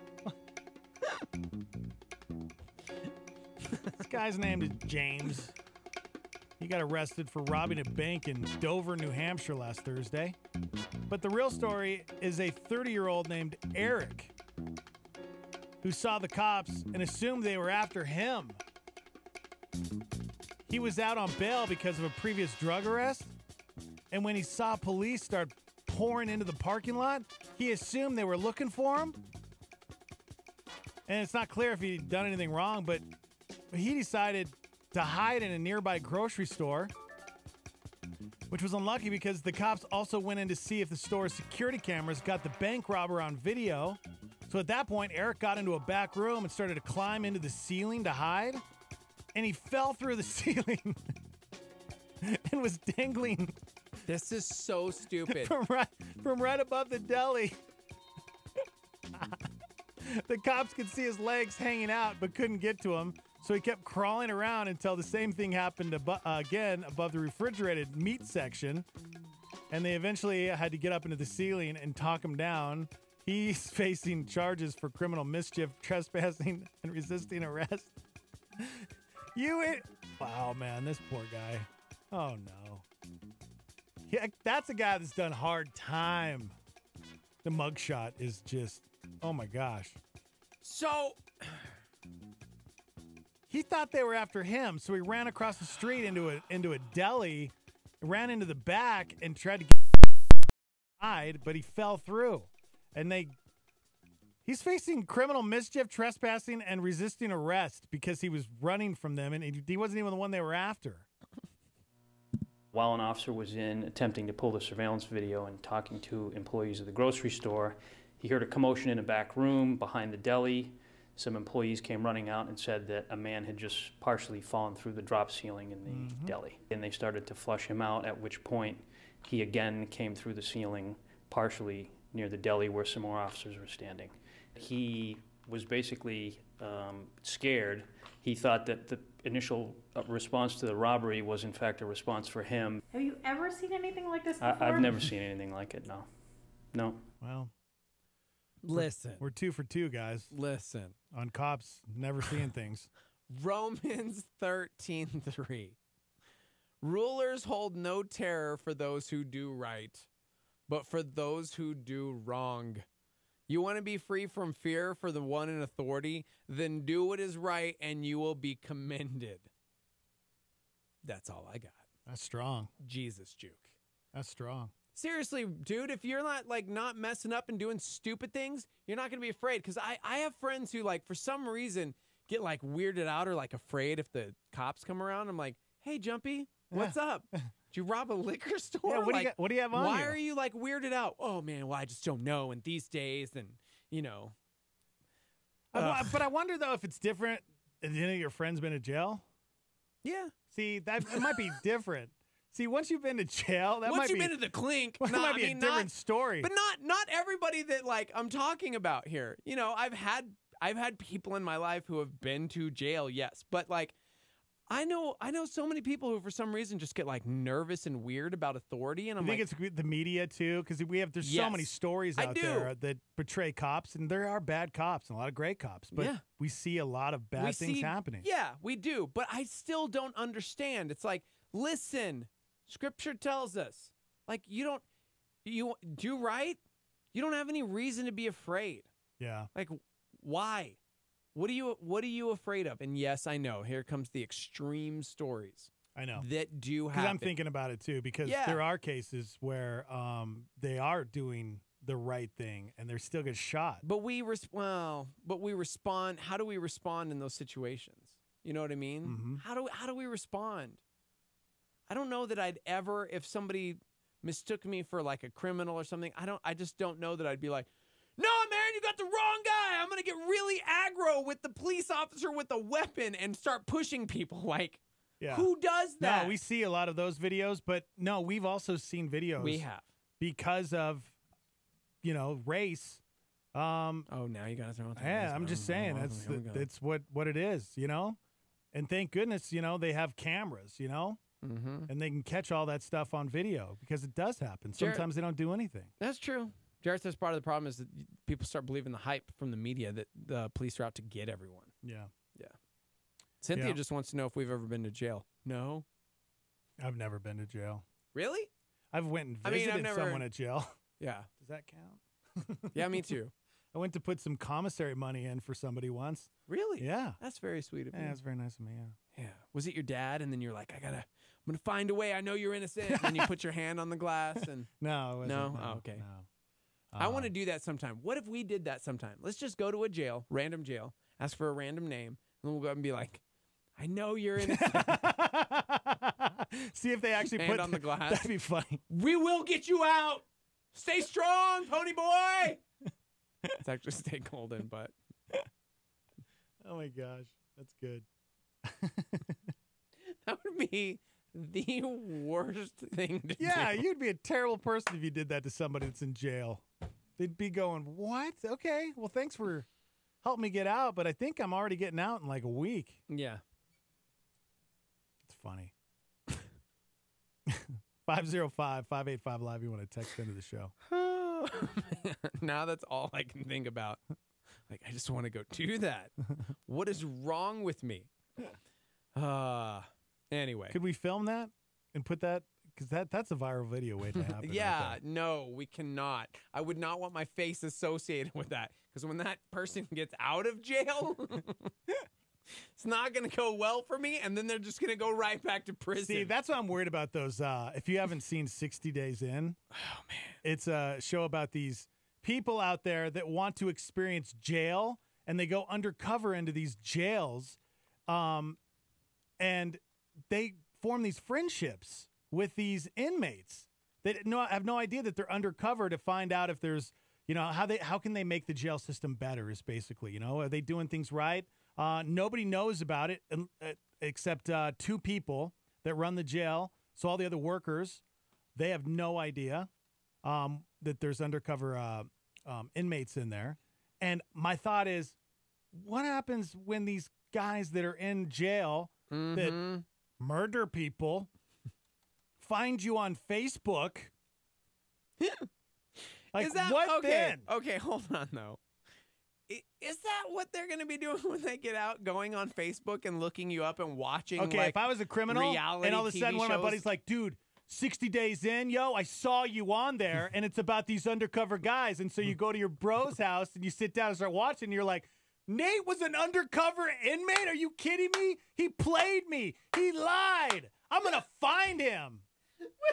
Bang, bang, bang. That guy's dead. Why would, for what? He wasn't a cop. He was lied. just like a dude in jail. Snitch, bro. Oh, my gosh. You were Snitch. so I'm serious. These inmates, You man. were perpetuating No, stereotypes. I'm not. You were That's an the idiot. life of an inmate in jail. Snitches get stitches is real, dude. Oh, my gosh. You're so stupid.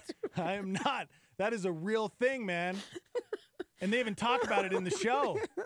Because these guys, these undercover guys are like, they even talk about it when they go into the diary room to get interviewed. They're like, man, I've formed a really good relationship with Tyrone. What if Tyrone, who's in the Bloods, Oh, man. what if he finds out that I'm not who I say I am? Dude, speaking of finding out things about people, somebody said in my early 20s, a friend reached out to me to go get lunch one day. Out of the blue. Hadn't seen him in a while, so I agreed to meet up with him. A few cops arrived to have their lunch break, I guess, and my friend got, really weird. Yeah. Actually made me very uncomfortable, so we ended up leaving. He wanted to catch a ride somewhere, but I told him I had to get back to work and couldn't go the direction he was headed. Didn't hear from him again until 8 months later because he was arrested for murder. Oh, my gosh. Yeah, around the time we met up, he actually took out his roommate and for some odd reason was trying to get me to help him out. Oh. Just kidding, that never happened. But that would have been a crazy I hate you story, guys. right? That would have been crazy. That would have been crazy. Oh, it Whoever was sent so that in. crazy. Whoever sent that in is not cool. Yeah. Good morning. Why are you so paranoid? There we go. Why am I paranoid? Yeah. What do you mean? Why am I paranoid? I'm living in reality. Okay. You ever heard the expression, the acorn doesn't fall far from the tree? Yes. How many guns does your dad have? Oh, okay. He has many guns, thousands. No. If you ask him, None. he says, what gun? Yep. What gun? Yeah, Yep. no, that's true.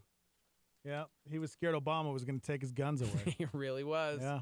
He really was. We still should talk about his guns on the radio. But Buck, snitches get stitches. No, yo. my gosh, shut up. So dumb. That's not dumb. That's real. Yeah, I know. Especially in jail. It's the antithesis of Buck's been to jail. Okay. Is that going to be the next morning invasion T-shirt? No. Stitches get stitches? No. Seriously? Come on, dude. Stitches get stitches. Gosh. And and you know what's funny is you're basing all of this off of a reality show. It's a documentary, Buck. okay? No, it's a documentary. It's you. not a reality show, dude. Gosh, it's such It's a a reality documentary. It's not a documentary. Yes, it it's is. basically a reality. No, it is Thank not. you. It's a documentary, Thank dude. you, Buck. Just injecting They know life. You know, they say the only two people that know about this are the warden and the sheriff. And it's like, come on. Have you You're seen- not going to put. Have you seen the show? You're not going to put a person in jail, who's going to be subject to being attacked or whatever, and it's just not going to happen. So you think? that Okay, whole hold on. place, like, standby, No, ready no. to take people down. So do you think it's all staged where the inmates are actors and the whole prison thing, the whole cell block A and B are just a set and it's not real? I didn't say all the inmates are actors, but I'm telling you, there's more than two people that know about it. There are people probably on standby, ready to come in there and, take people down if they have to. Listen, have you seen the show? Yes, I've seen the show. You've seen 60 Days In? Yes, I've seen 60 Days In. Okay. I don't know if I believe you. We're Let your yes be yes, your no be no, Joseph. If you're lying to me, man, you know what happens. I'm not lying. I know. They're friars. That's your next T-shirt. Liars or friars. TMI. That's good. That's it. That's the T-shirt. We got about one more minute. How are you doing? I'm all right. I'm about to take a big, long class. A big, long class? Yep. Going back to school. I have a class, continuing education class. That's good, man. Right you on. continue that education. Proud of you. Yep. Even at 50, guys, you can still learn. All right. See you later. Genesis 4:7. Bring it back. If you do what is right, will you not be accepted? But if you do not do what is right, sin is crouching at your door. It desires to have you, but you must rule over it. Just don't be an idiot. You don't have to be afraid. Hey, man, there's a lot of innocent people in prison and jail right now. Oh, my I'm just saying. gosh. Just saying, dude. Life You doesn't watch always work way out. too much stupid television. You guys have basically been to jail, so you guys can ask me the questions you need. Yeah. All right, we got to take a quick break. We're live on Facebook and YouTube at Star 88 FM. And you guys can also chime in. What's the live line number? 505-585 live. That's 505-585-5483. We'll be right back. Hang on. Don't miss the Back to School fundraiser and supply drive. Saturday evening, July 21st from 5 to 7 at Range Cafe Cottonwood, 10,019 Coors Boulevard Northwest, just southeast of Cottonwood Mall. All donations and school supplies will benefit foster children of New Mexico because every child deserves the essentials needed to learn and succeed at school. Anytime between now and July 21st, drop off supplies or donate funds at Range Cafe Cottonwood. Requested supplies include loose leaf paper, pencils and erasers, crayons, glue sticks, blunt nose scissors, colored pencils, spiral notebooks, rulers, composition notebooks, and pocket folders. The Back to School fundraiser and supply drive Saturday evening, July 21st from 5 to 7 at Range Cafe Cottonwood, 10,019 Coors Boulevard Northwest, just southeast of Cottonwood Mall. Thanks for supporting foster children of New Mexico. For over 40 years, La Salita Restaurant has been serving New Mexican food to Albuquerque. From starters like soups, salads, and Cindy nachos to entrees like chili rellenos, burrito de Eduardo, the BOG burrito, and carne adobada. La Salita is friendly to those who are vegan or gluten-free and offers catering, as well as a rewards program at 1950 Wansabo or online at lasalita.com. Star 88 thanks La Salita for their support. The Holy Spirit is the third person of the Godhead, part of the Trinity.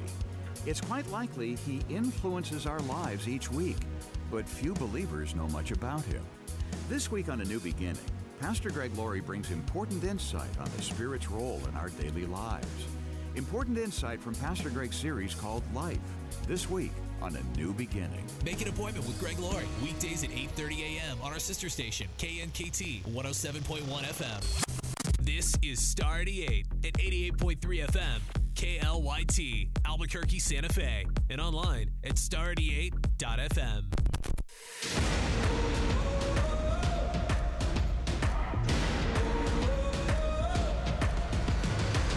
Feeling the pressure, the rumbling, crumbling under your feet now. No one can protect you. The trembling, settling into your knees. Nah, nah, nah, nothing that you could say. Nah, nah, nah, no way to get away. Chasing the will to be better than anyone ever, and we'll never stop.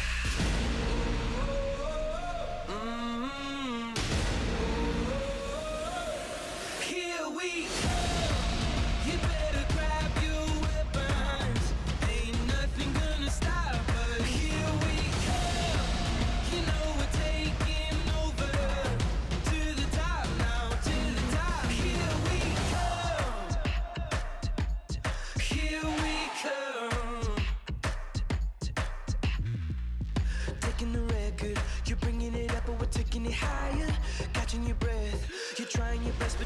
we're stronger. Nah, nah, nah, nothing that you could say. Nah, nah, nah, no way to get away. Chasing the world will be better than anyone ever, and we'll never stop.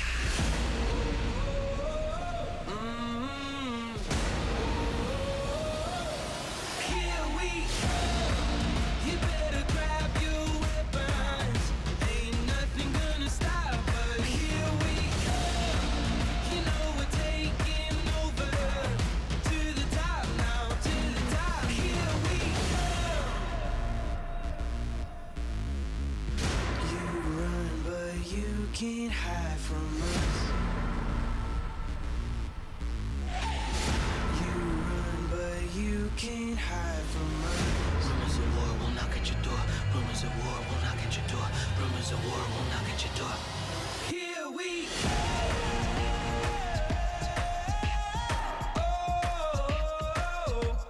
Here we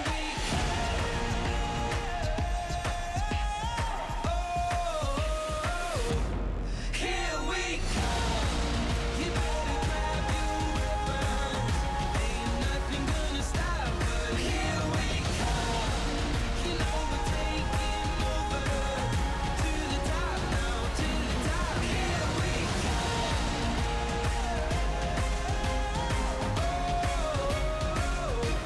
Here we go.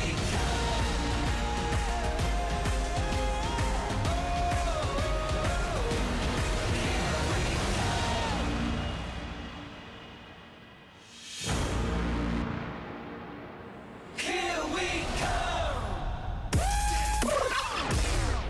88.3, The Morning Invasion. It's the show you can listen to when the other shows are on break. Sorry, Tam coughed in the middle of it. Can you? Sorry, we're take it gonna from the need top? Sorry, quiet on the set. 88.3, The Morning Invasion. It's the morning show you can tune into when the other shows are on break. I think you hit. Did he hit a button on his I phone? think you hit a button with It was your like, cheek. There was like a weird, yeah. 88.3, The Morning Invasion. It's the show you can listen to when the other shows are on break. Oh, I feel like we might have missed the last word. On where? But it was like I kind of heard it. It was like, will you stop making noises in the background? You just give us the last three words that you said? We just need the last three words. Yeah, and we'll piece it together. That's how promos work. In 3, 2, 1. On break? Well, it's so two. let's do We need the last three. two. We need three. Yes, yeah. And 3, 2, 1. Good. We need three, buddy. Take it from the top. We need the last three. Are you there? Did we lose him? Last three? We lost him. Last three? Okay, thank you. Thank you so much. We must have gotten cut off. The Morning Invasion with Dex and Steve-O. Yay.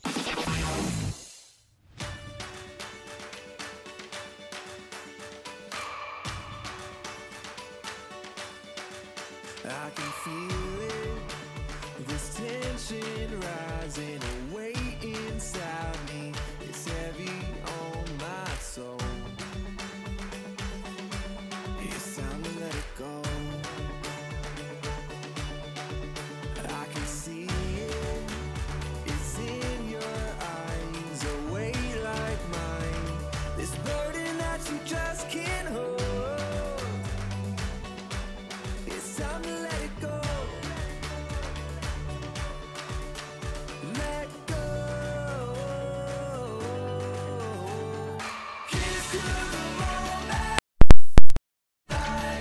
Living life with weightless hands reaching high.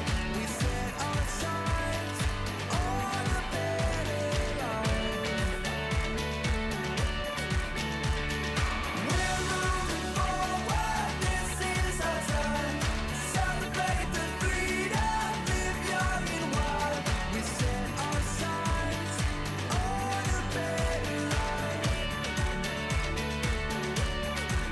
There's a movement, a joy inside we can't deny. It's so uncontainable. Yeah, we gotta let it show. Let it show, let it show now. Here's to the moments we feel alive. Living life with weightless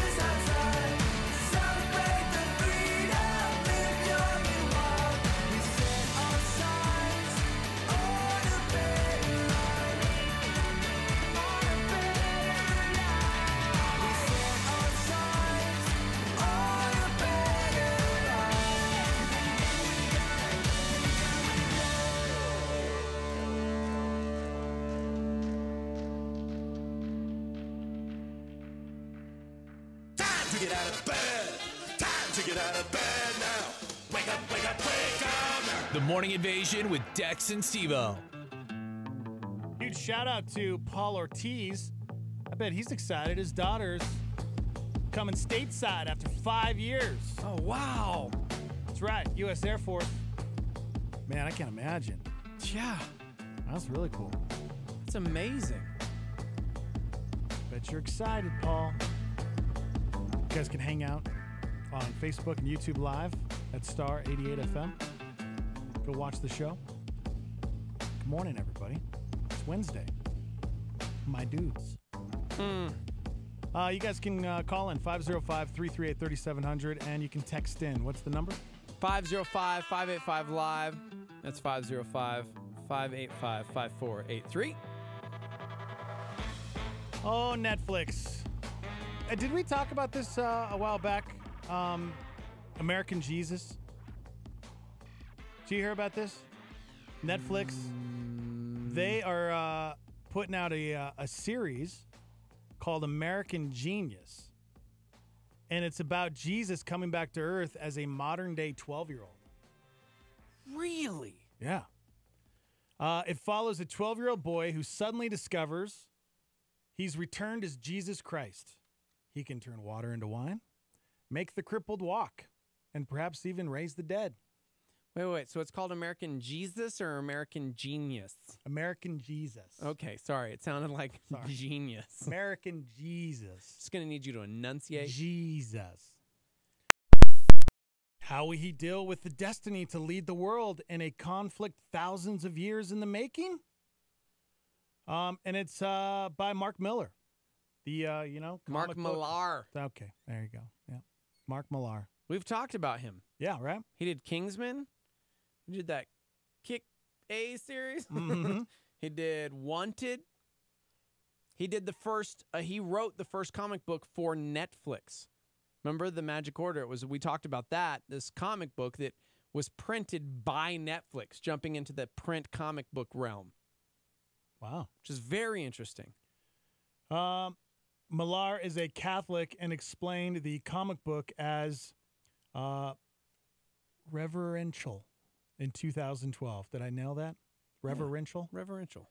He said it's actually very reverential, like if I write a Spider-Man comic, I want Spider-Man fans to like that comic. If I write a story starring Jesus, I want Christians to like that comic. Sometimes you get stories about religion, mainly to attack religion. It's something that if you're a Christian, you won't be happy about. So the American Jesus comic is something Catholics would like. Really?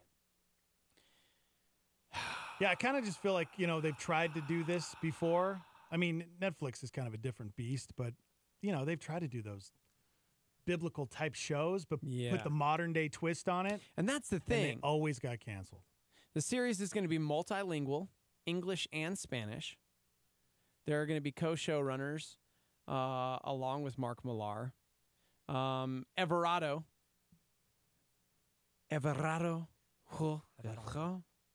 Executive producing and also directing. He previously directed for Luke Cage and multiple episodes of the upcoming Facebook series. That's right. I said Facebook series Sacred Lies.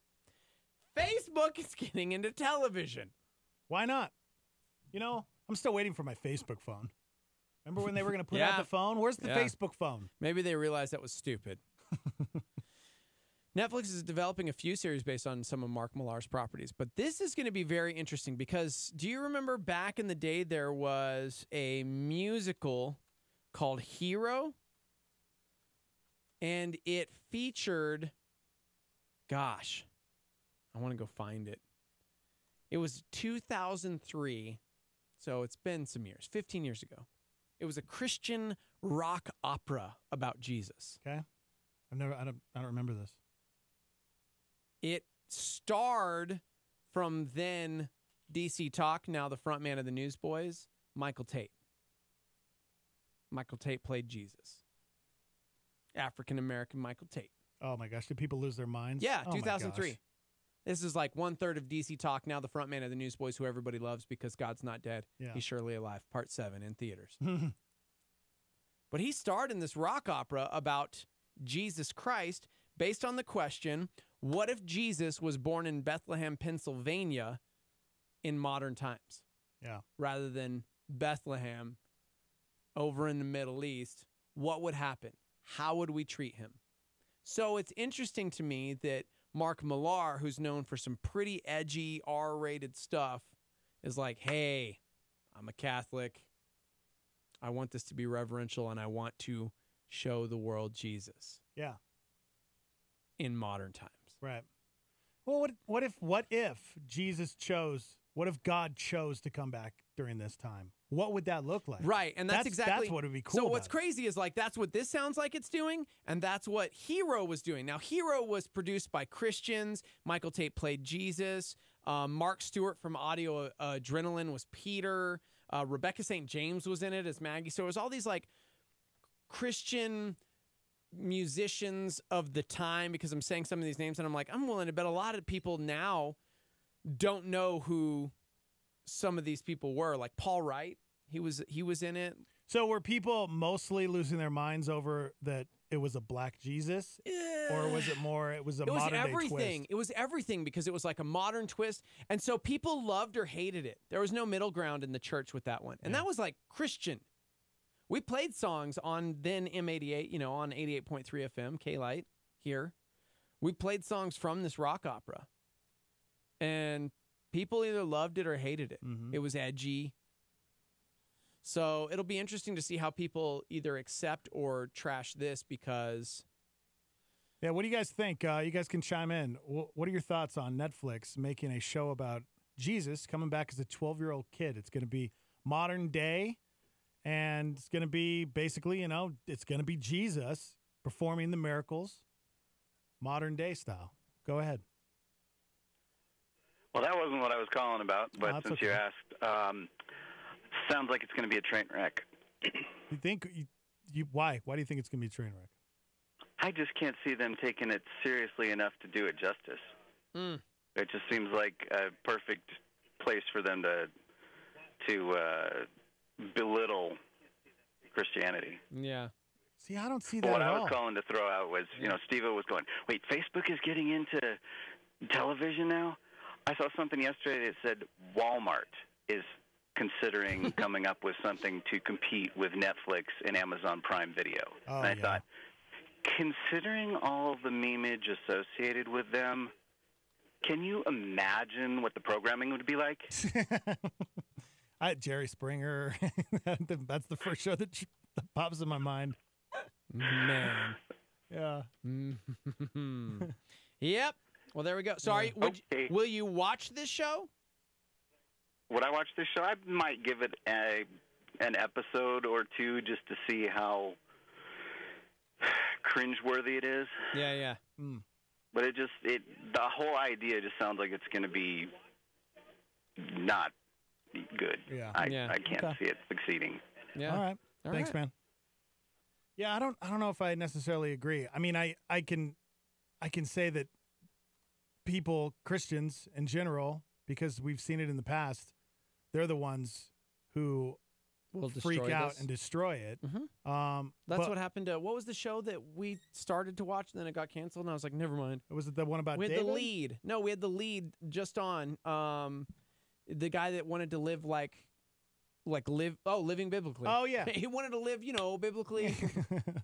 Living biblically. Yeah. They already canceled that Oh, is show. it canceled already? Yeah. Oh, my gosh.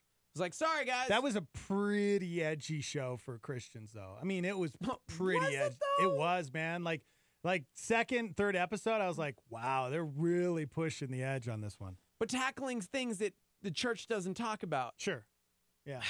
Especially if you're trying, because it was more Catholic. Yeah, it's like trying to take things literally. And I think from that scripture.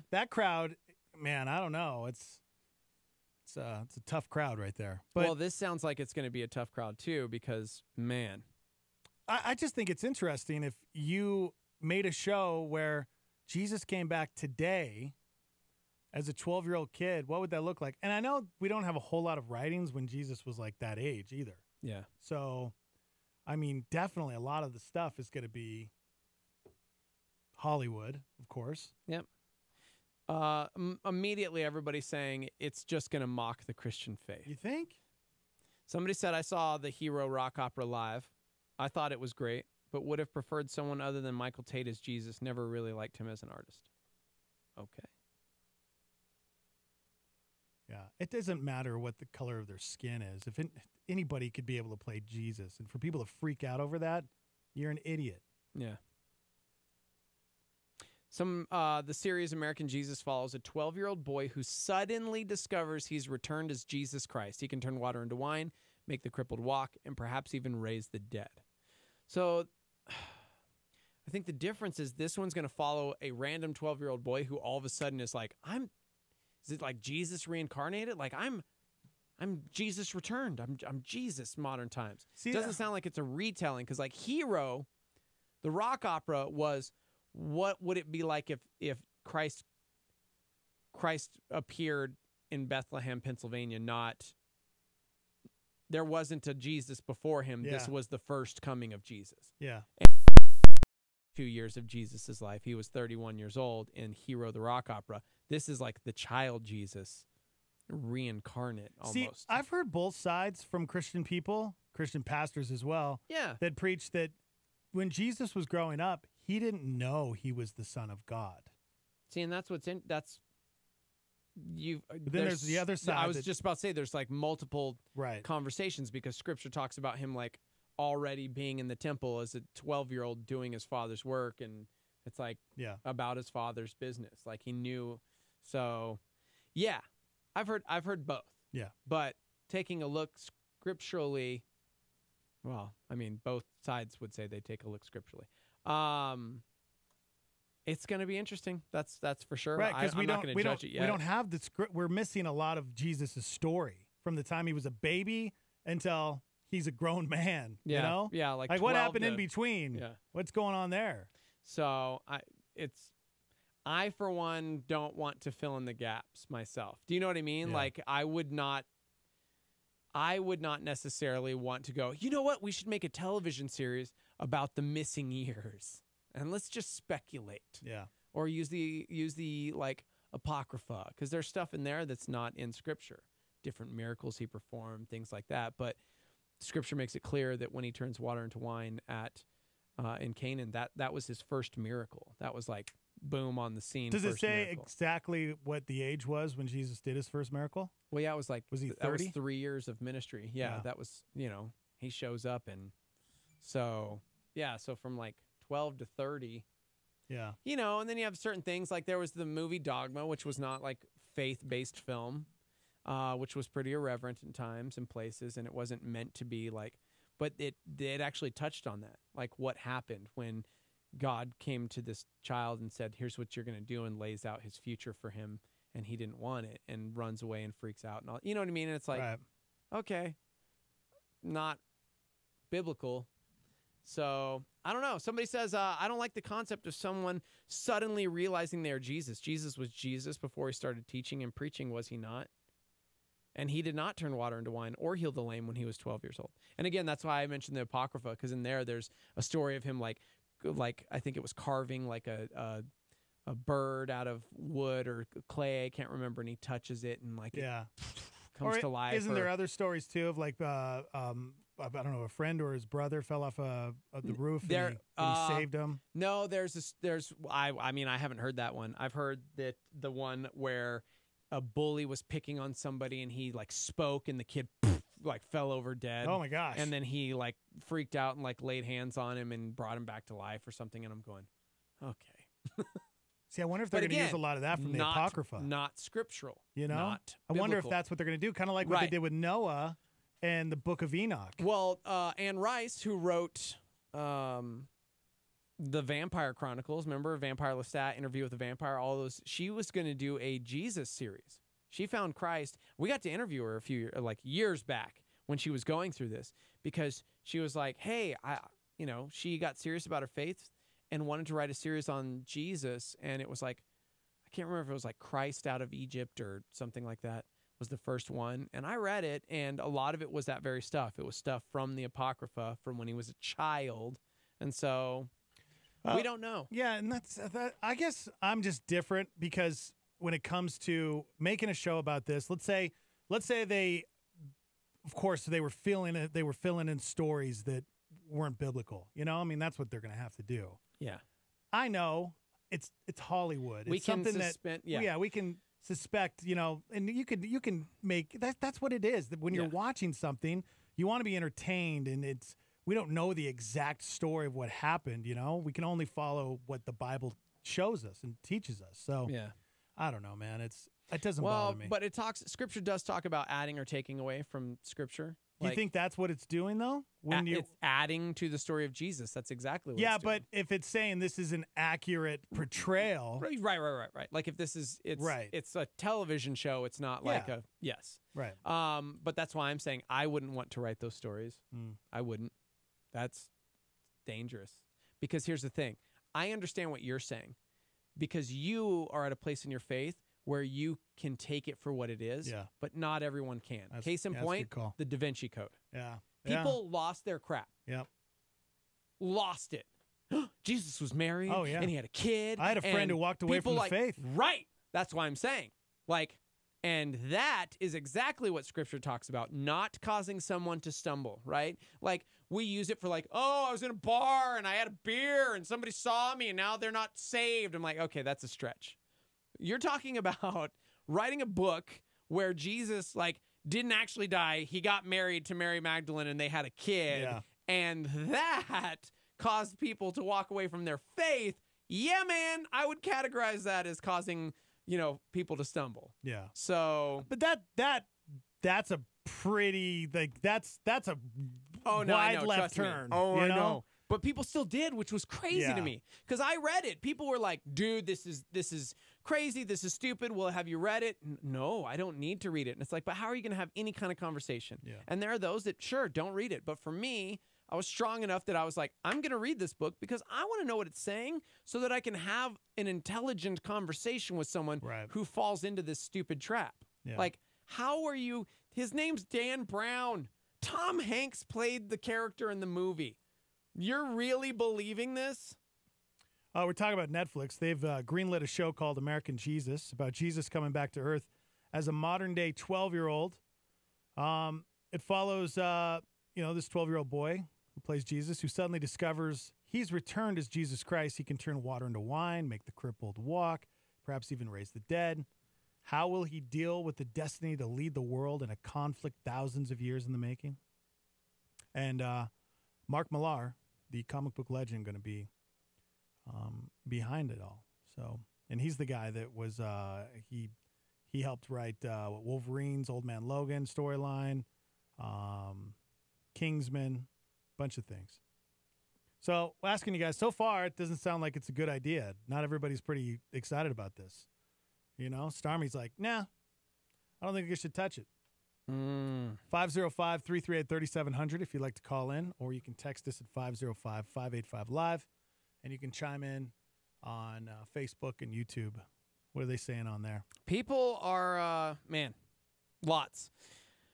Michael says, my prediction is the show will resonate with many millennial, easily influenced quasi-universalists. Beyond that, it won't necessarily be that popular if not accepted by mainstream Christianity, especially if it comes out around the time of like Stranger Things 3. Seth said there's an agenda to discredit Christ, his divinity, and also his humanity. Hollywood is one of the leading organizations to do so. Yeah, let's see. Somebody said, I don't like the concept of somebody suddenly realizing they are Jesus. Jesus was Jesus before he started teaching and preaching, was he not? And did he not turn water into wine and heal the lame? Oh, and he did not turn water into wine or heal the lame when he was 12. Yeah. Somebody else said, you don't think that his mom would have said something, considering before Jesus was ever even born, an angel of the Lord came and said, hey, bro, you are chosen. You are going to birth the Son of God. So you think Mary, like, hey, kiddo, you're the Son of God. When do you have the adoption? You know what I mean? Yeah, when like do you have people that have it at talk? different times. Like Joey's sister knew she was adopted by kindergarten. Like, Yeah. when do you sit your son down and go, by the way, Yeah. you're Joseph, just your stepdad, okay? Like, not real dad. Your dad is God. Yeah. Like, when do you sit your kid down and do that? Yeah. You know? Yeah, that's... You pray about it and go, hey, man. I'm sorry, this is getting a little... That's a good question. I don't know, man. That's... By the way, somebody chimed in and said, I'm actually really sad Living Biblically was canceled. I really enjoyed that show. Yeah, and honestly, I did too. I thought it was pretty funny. Yep. But I can see how it got canceled. Man. Somebody said that sounds like the opposite of Good Omens, and honestly, I'm looking more forward to that as a Christian. What's Good Omens? I haven't heard of it. I haven't heard of that either. Google it. I'll keep reading. We got to take a quick break. But there's so many people talking about it. We'll get to your comments when we come back. What do you guys think of Netflix greenlighting this new show called American Jesus? It's about Jesus coming back to Earth as a modern-day 12-year-old. 505-585-LIVE. You can text in, or you can hang out with us on Facebook and YouTube Live at Star 88 FM. We'll be right back. Hang out.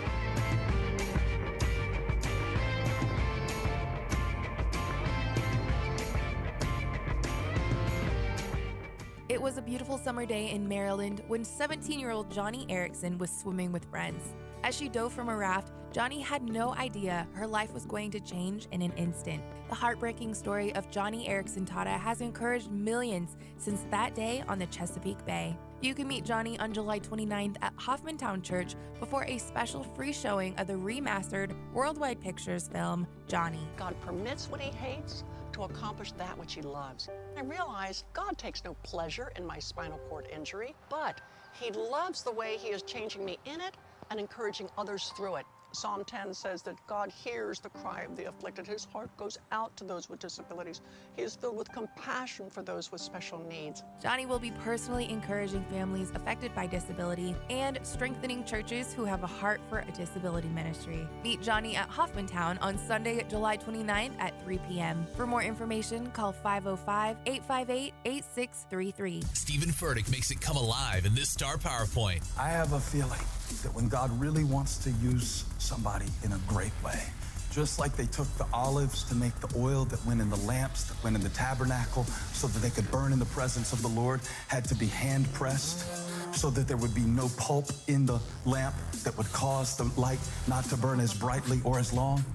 I have a feeling that God does to the life that he really wants to handpick, what they would do to those olives, and he hand presses the life to get the oil to flow from the purest place.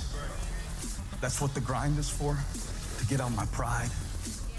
That's what the grind is for, to get out my self-reliance. That's what the grind is for, to get out my superiority. If God would have given it to me too early, I would have thought I was better. But now I can say, I don't even deserve to be what you're calling me. That's a PowerPoint on Star 88. John Wesley on a solar flare. Give me 100 preachers who fear nothing but sin and desire nothing but God. And I care not whether they be clergymen or laymen. They alone will shake the gates of hell and set up the kingdom of heaven upon earth. Star 88.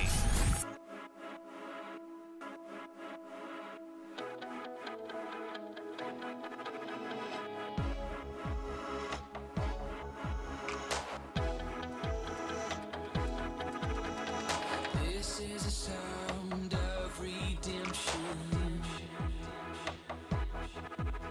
If you can't hear it, you're not listening. You try to turn my life, my dreams to tears. You try to bring me down all these years, but I never laid my armor down. This is the sound of me getting higher. This is the sound of a man on fire.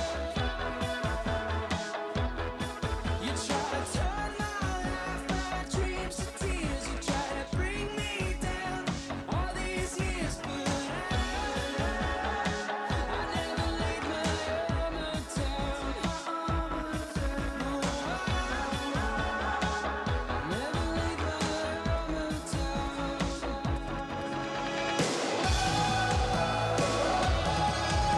I wish I saw your face when I left you on the pavement. Your words they try to break me, but really they just make me. No, I won't let go. Watch me light the sky. I'll never lay my armor down.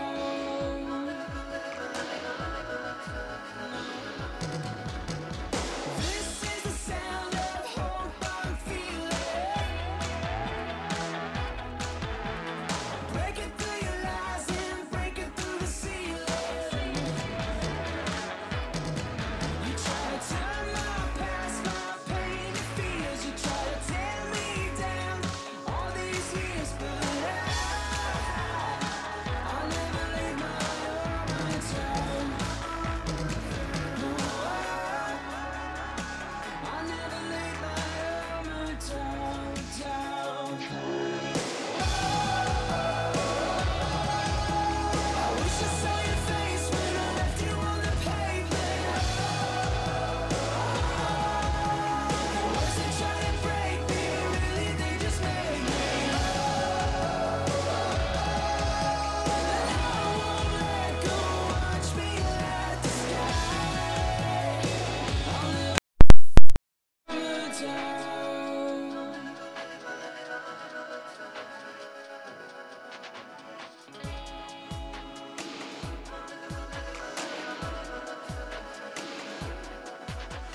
Now that we're finally face to face, I'm not gonna run away.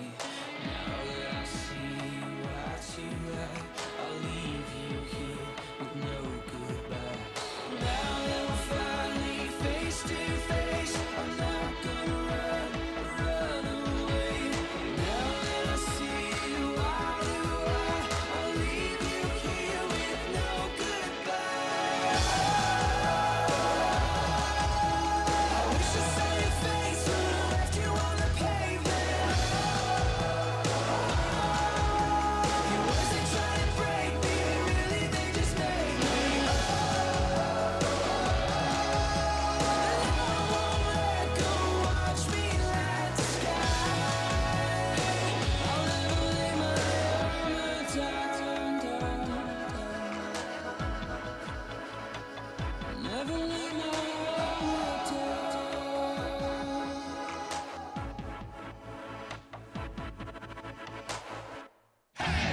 What's going on in the news today?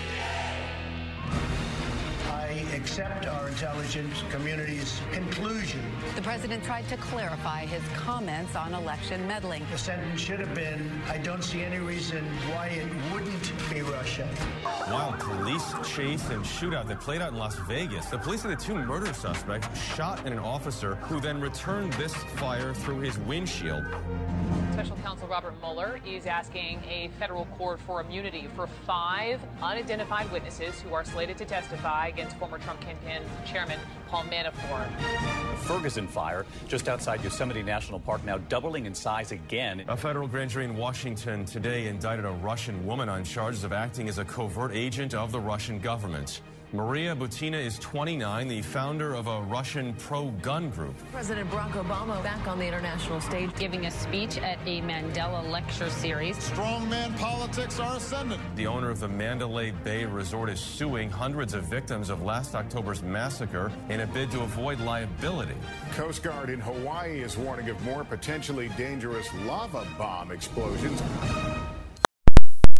Lava bombs? Lava bombs! Yeah, did you see that, man? Like that volcano. It's like throwing out lava bombs. It's hitting people. Good morning, everybody. Welcome to the Dream Style Remodeling Star 88 Studios. Dex and Steve-O hanging out. How are you? Phone lines are open if you want to chime in. 505-338-3700. We were talking about Netflix making this show called American Jesus. American Jesus. I have a hard time saying that. American Jesus. And it's about Jesus coming back to earth as a modern-day 12-year-old. He can turn water into wine, make the crippled walk, perhaps even raise the dead. How will he deal with the destiny to lead the world in a conflict thousands of years in the making? This is weird, man. Mark Millar is the guy behind it. He says, well, I'm a Catholic. And he thinks that there's a place for it, you know? Yeah. So we kind of threw it out to you guys. What do you think? And most everybody doesn't think it's a good idea. Yeah. They say that by itself shows that it's not taking Christianity seriously. If it were taking it seriously, he wouldn't be reincarnate at all. He comes back one way according to Scripture, and it's not as a baby again. Somebody said, is it going to be like Jesus when he was a kid or like Jesus as a kid in the city today? Yeah, there's not much details. Yeah, we don't have much more than that. I'm not really sure. Hey, good morning. Good morning. Good morning. How are you? Good. How are you? Good. So I have to say I would side with Steve. Okay. I wouldn't touch it. Okay. But realistically, as a majority, people give too much credibility to Hollywood. Yeah. Right. So I say as a Christian, let's use it. They're going to be opening up the dialogue. Know your Bible. Dude, Totally. amen. That's what I'm talking about. That's why when the Da Vinci Code came out, I was like, I'm going to read this book so I have some knowledge on what this thing is saying because I actually have knowledge on what God's word says. Yeah. So let's like course correct here. So Right. I agree. People in Hollywood aren't heroes. They are people, though. Yeah. And they need Jesus. Yeah, dude, amen to that. That's I am good. so glad you called in with that Good thought. response. Mostly because you started with I agree with Steve. Yeah. So I'm just kidding. Where do I sign up to vote for Dex for the morning show? #1 morning show? I mean, So yes, Dex? there you Wow, go. appreciate that. abqthemag.com, Are right? they still I'm voting? just, Is yeah, it still on? doing it. Wow. Now, yeah, top best Pretty of cool. the city, whatever it's called. Thank you. Yeah. So. All right. Love you guys. Love you too. Bye-bye. Bye. That was a good response. I like that. That was. It's true. So, but here's a good question in that. Michael chimed in and said, but what do you guys think is the most Christian response to a film or production that is unbiblical? How do you address a heretical piece of work without losing Christ's love? I think it's possible to engage in conversation without becoming like aggro with it, Yeah. you know, because, you know, somebody chimed in and said, it's blasphemous, bro, like exclamation points. So I don't want to yell, but this is how I'm reading it. To make such a show, dude, according to Deuteronomy 4:2, you shall not add unto the word which I command you, neither shall you diminish aught from it, that you may keep the commandments of the Lord your God, which I command you. How dare they mock Jesus that I love? Not cool, man. Okay, so let's. It's not wrong. But let's talk about some of the Christian films out there. Samson on DVD, for instance. Right. I mean, they followed pretty close, right, to what the Bible, but they didn't follow it 100%. Oh, I know.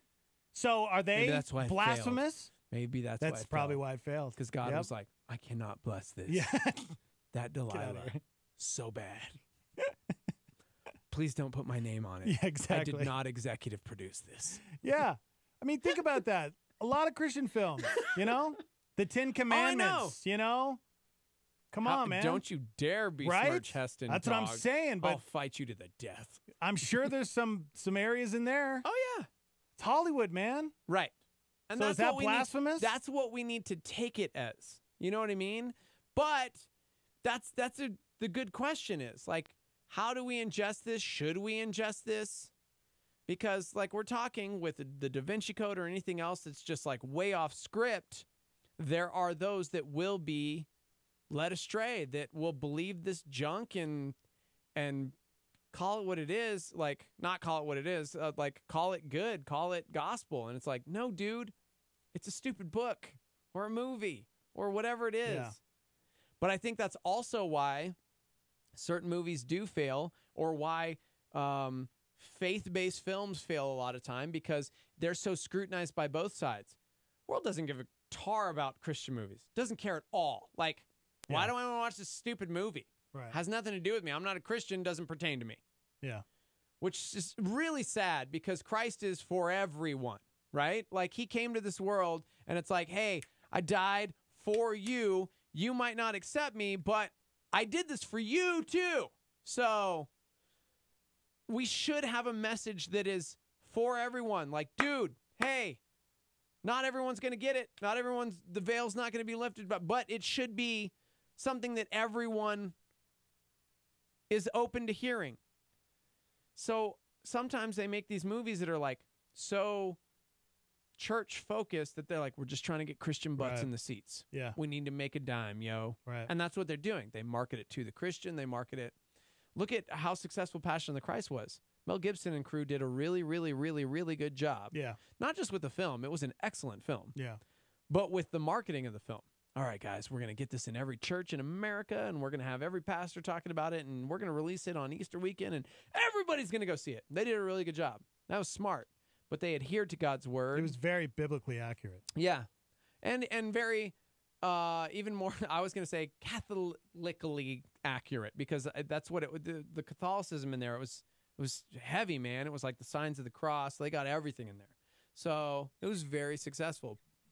But not all of them do that. Right. So What was the Christian Bale Moses one? What was that just called, Moses or whatever? No, it was like God. See, in that one, you know, I didn't even see it. God didn't show up as a burning bush. He showed up as a child, you know, and people really? lost their minds. I didn't see it. Yeah. It just didn't look.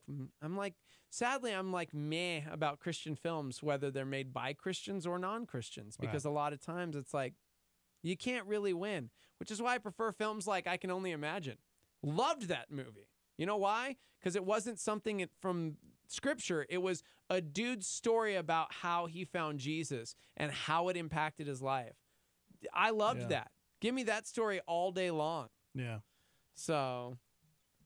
Yeah, and again, we don't have a whole lot of details on, okay, is it going to be modern day? Doesn't say that, does it? If it's modern day? It is modern times. It is modern times? Yeah, it's in modern times. A 12-year-old who suddenly discovers he is returned as Jesus Christ. Right. Which is like, what does that even mean? Right. So, but because here's the interesting thing. Somebody said it could be like the books from Jerry B. Jenkins and Tim LaHaye, because they wrote stories of Luke, Matthew, and imagined stories with facts from Scripture that were fantastic stories. They were just stories, though. I remember that one. There was one on Paul, I think, too. Like, really? Yeah. Oh, man, now I forgot what those were called. But they were written by Christians. You guys that did Left Behind? Yes. Yeah. And everyone ate that up, which, by the way, Left Behind, not 100% biblically accurate. Right. There were some things that they but we ingested that as the book of Revelation. Like, that's, more people know that version of the rapture than actually what happens in the Bible. Yeah. So why do we pick and choose? Exactly. That's a good call. We do. We pick and choose. I don't get it, man. Somebody says, I don't see this show as being added to the Bible or taking away from the Bible. It's one thing if they claim this is scriptural. Yeah. It's quite another thing when they're saying, hey, we're just making a show. Exactly. And it just happens to star a kid named Jesus. It can be religious without necessarily being, quote, biblical. See, I follow that, man. And I don't know if I've always had that question. I've thought about it in my mind. What would it look like if Jesus came back today here in our time? What would it look like compared to when he came back 2,000 years ago? Right. Would we, or if he popped up on the scene, would we accept him? And that's like I said in the last break, there was a rock opera in 2003 called Hero, and it was done by Christians. And that was the story. What if he was born in Bethlehem, Pennsylvania in the year 2000? Right. Yeah. If you heard about a guy that was performing all these miracles and healing people, would you look at him as another nut job cult guy, or would you be curious to find out what's going on? Yeah. Because there's a lot of nut jobs out there right now claiming to be Jesus Christ all over the world right now. So I don't know. I like it. I'm interested. Well, it's getting the conversation going. We've been talking about it. Mm-hmm. And it's going to get conversation going because, again, this is Netflix. This is Mark Millar, who did Kingsman, who did Wanted. Right. These are really good shows and movies. What they've done, they're very well done, you know? And so this isn't going to be some cheesy thing we're used to seeing, like Samson on DVD, which we have 4 copies left if you guys want one. Did you hook up that one guy on email? I did not. So I'm trying to find this book. Somebody keeps chiming in on, it's the Good Omens book that people were talking about. Good Omens is basically a book about a kid who was born who is the Antichrist, mixed up at the hospital and ended up with a good family instead of the family he was supposed to end up with, to in turn bring about him becoming the Antichrist. Oh, wow. And it's the story of the Antichrist growing up and angels and demons on earth trying to fight over the end times coming to be or not, and pushing along this child. Huh. That sounds pretty interesting. Right? But again, it's fiction! Yeah. Yeah. Because somebody said, wait. If this story is blasphemous, was Hero, the rock opera created by Christians, blasphemous too? Because you would have to say it was changing the story of Jesus. You would have to say that it is if you're calling this blasphemous. Yeah. Would that guy say Passion of the Christ wasn't even biblical? Yeah, it wasn't even completely biblically accurate. Wasn't even, yeah. What wasn't accurate in that one? I mean, somebody said my issue is the guy is claiming to be a Christian, Mark Millar. So if it is irreverent or heavily unbiblical, then it's a problem. Like Christ, there's a hugely different response to someone who's clearly a non-believer being irreverent, as opposed to someone who claims to be a Christian doing something directly counter to Christ. Jesus loved sinners and yelled at the self-righteous religious people. Yeah. Somebody said, Risen, what are your thoughts on this movie? We liked it a lot. I actually haven't seen Risen. I really wanted to. I think I did see that one. Did you see it? Risen was... I did see that. You did? Yeah, it was really good. I wanted to see it. Joseph Fiennes played a Roman military dude. It wasn't amazing, but it was well done. There were good actors in that too. Yeah. See, again, but it wasn't promoted well enough. I have already completely forgotten about it. Dude, Peter Firth was in the film. Tom Felton, who plays Draco Malfoy in the Harry Potter series. Yeah, it was good. And it's in 33 AD. This Roman tribune in Judea is tasked to find the missing body of Christ, who all of a sudden is gone. And people are saying this guy rose from the dead, and this Roman dude has to Yeah. Oh, man. But it's Hollywood, man. It's Hollywood. Because, again, not biblical. Right. You know, it's just a story. Somebody said we must realize that their goal is entertainment, not accurate biblical interpretation. Right. Netflix has zero obligation to be respectful to Christians, so we shouldn't expect them to. Yeah. 505-338-3700. If you'd like to chime in, you can call us. Somebody said, what about the resurrection of Gavin Stone? Did you guys see that? I never saw it. I didn't either. It was the one with Shawn Michaels, remember? We actually had him on the show to talk about it. Christian comedy about a guy that's doing community service at a church, pretends to be a Christian so he can play Jesus in their passion play. It's the dude that played Grant Ward in S.H.I.E.L.D. Never saw it. Oh, okay. They said it's so good. Really? Okay. Where can you watch that at? I don't know. Text us. Somebody chimed in to let us know that we keep saying rock opera, the rock opera. So, you're telling me that The Rock was in an opera? No. No, we are not. It was terrible. Yeah, so if you're just joining us, there's a new Netflix series coming out that's going to dive into the life of a 12-year-old boy, modern times, who wakes up one day and realizes he is Jesus incarnate. Yep. He can turn water into wine, possibly raise people from the dead, make the crippled walk again. Interesting. I wonder who they're going to cast as the kid. Yeah. I'd be curious to see how this goes. Are they going to get one of the Stranger Things boys? You know, it seems like Netflix sticks with the a lot of the same actors. Have you noticed that? Yeah. It's an interesting quote from him. He says he's a Catholic, and this book is going to be reverential. Very reverential. Like, if I write a Spider-Man comic, I want Spider-Man fans to like that comic. If I write a story starring Jesus, I want Christians to like that comic. Sometimes you get stories about religion, mainly to attack religion.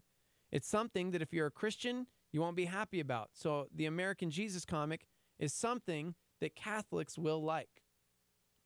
Okay. All right. Take him at his word until we see otherwise, right? Yeah. See what happens? Yeah. I mean, that's all you can do. But no matter what, I mean, people are going to lose their minds over it. Yeah. You know? We see it. Somebody said, man, but where in Scripture was the snake in the garden from Passion of the Christ? That's just one example. There were a lot of interactions between Satan and others in the Passion of the Christ. That's true. That just are not stated in Scripture. They were artistic additions. Right. And we ingest that. Yeah, I forgot about that. Yeah. That's a good call. But again, what are we looking for? So, right. Going to be interesting. Yeah, Good Omens. When did that book come out? I know, right? Is that like a newer book, or did it get I want to read it before we give it like a. We're definitely not giving it a thumbs up. No, nobody has read it. So what do the reviews say? What are they saying, man? Published in 1990. Yeah. So to be fair, Neil Gaiman is not super reverent. Okay. He wrote a book called American Gods, which was about all of the other gods, and that turned into a TV series. And it wasn't reverent. It was basically, but it did point to the idea of who do you worship? Yeah. Where do you worship? What is your worship in? What do you idolize? Is it sex? Is it the internet? Is it culture? Is it celebrity? Is it like, what is it? Because they became human flesh, essentially.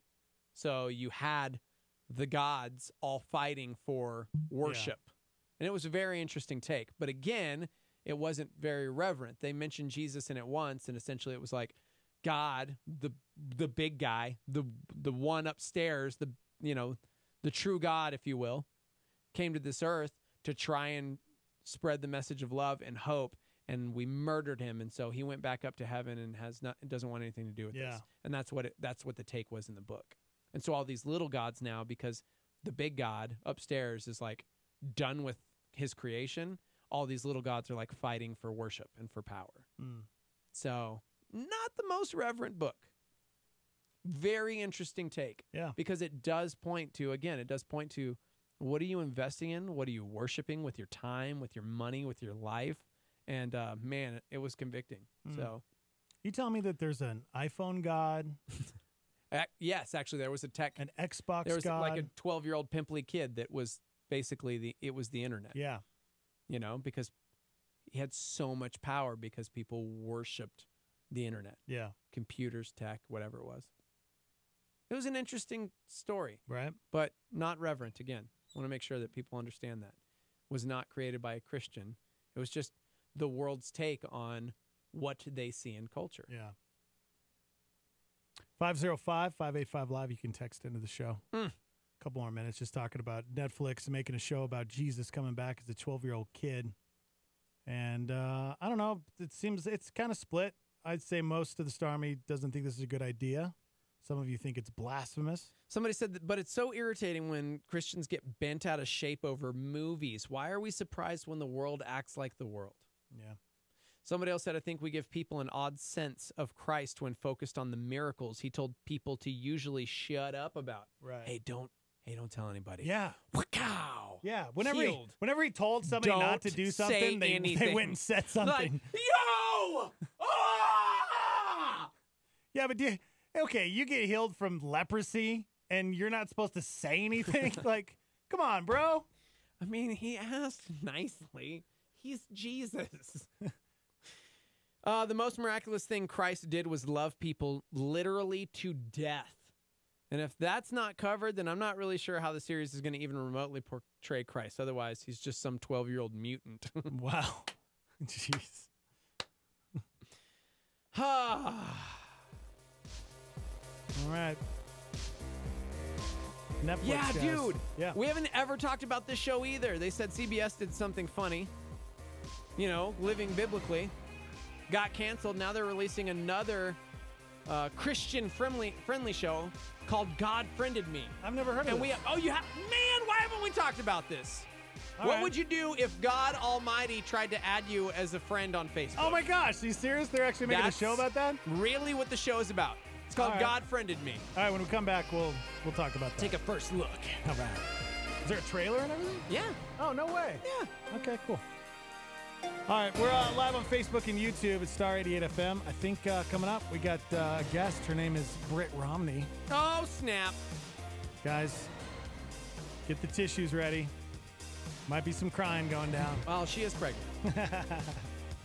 We're live from the Dreamstyle Remodeling Star 88 Studios. We'll be right back. Don't miss the back-to-school fundraiser and supply drive. Saturday evening, July 21st from 5 to 7 at Range Cafe Cottonwood, 10,019 Coors Boulevard Northwest, just southeast of Cottonwood Mall. All donations and school supplies will benefit foster children of New Mexico because every child deserves the essentials needed to learn and succeed at school. Anytime between now and July 21st, drop off supplies or donate funds at Range Cafe Cottonwood. Requested supplies include loose leaf paper, pencils and erasers, crayons, glue sticks, blunt nose scissors, colored pencils, spiral notebooks, rulers, composition notebooks, and pocket folders. The back-to-school fundraiser and supply drive Saturday evening, July 21st from 5 to 7 at Range Cafe Cottonwood, 10,019 Coors Boulevard Northwest, just southeast of Cottonwood Mall. Thanks for supporting foster children of New Mexico. Evangel Christian Academy is a private school that is Christ-centered for tomorrow's leaders. With affordable tuition, small classes, a great sports program, and a secure facility, Evangel strives to equip students for the work God has for them. Our high school utilizes dual credit through C&M by offering 4 courses on our academy campus taught by our staff.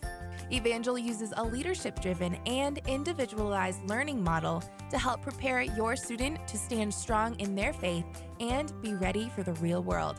To further speak to individual students with various circumstances, we have a Christian-focused online homebound program for up to 20 students, grade 6 through 12. For more information about our programs, grade K through 12, please call 505-883-4674 or go online to ecanm.info. That's ecanm.info.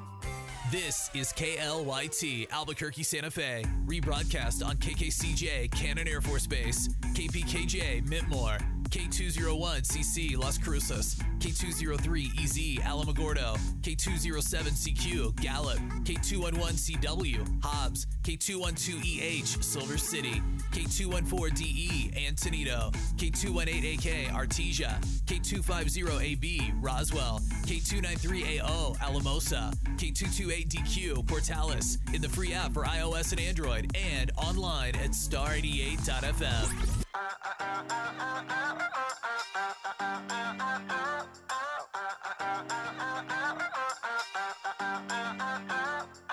I've got things that I thought would fill my heart up, sitting on top, winning, but that ain't winning. I've chased all the good stuff, all the bad stuff, stuff the world calls living, but that ain't living. Hey, hey, don't really matter what I do. Hey, hey, don't mean nothing without you. I don't wanna have it all, write my story any way I want. Everything will just fall apart if you waited, if you waited. I don't wanna give my way, no, I don't wanna run this thing, 'cause I know it all ends the same if you waited, if you waited. If you waited. I want all that you want, all that you got, point my heart towards you. I want you to. Hey, hey, nothing else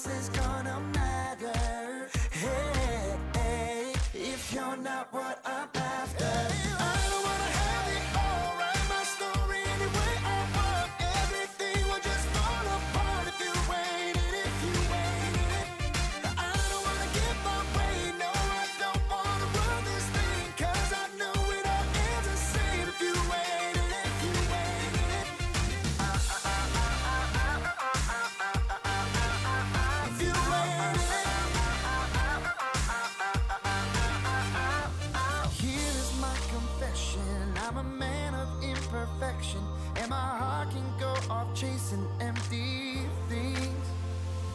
But you keep running toward me, yeah, 'cause you know what's best for me, and you know you are the only one I need. Oh, I don't wanna have it. I don't wanna have it. I don't wanna have it all. Write my story any way I want. Everything will just fall apart if you waited, if you waited it. I don't wanna get my way, no, I don't wanna run this thing, 'cause I know it all ends the same if you waited, if you waited it. If you waited it. If you waited it. If you waited it. The Morning Invasion with Dex and Steve-O. They are wonderful. A bit of an exaggeration. They're kind of a nightmare most of the time, but I would say they are doing an amazing job.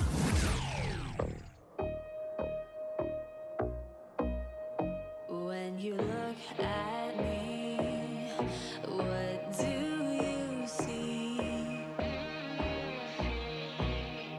There is more to me. It's the color I bleed. Why do we build all these walls up? Don't know about you, but I'm fed up. Can you tell me where we messed up? We say that we wanna change it, but really we don't wanna face it. I don't know if I can take it. Can we learn to open up our blind eyes? 'Cause we're on the same side. Shades and colors, marching into the night. 'Cause we're in the same fight.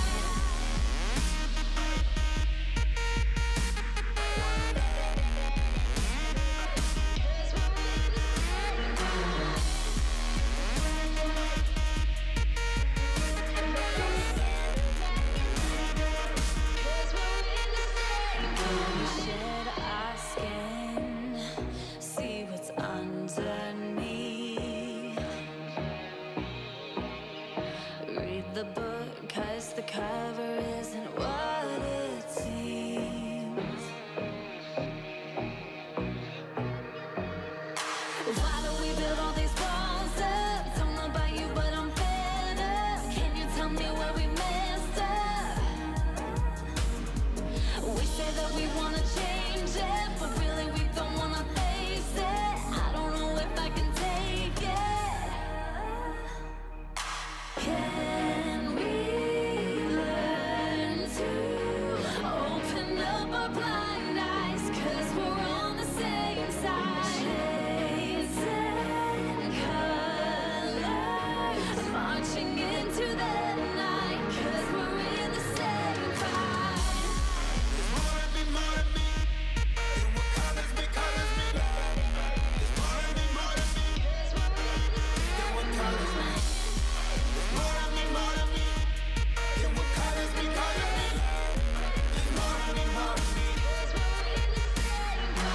Who are you? Who is me now? Who are they? Who is we now?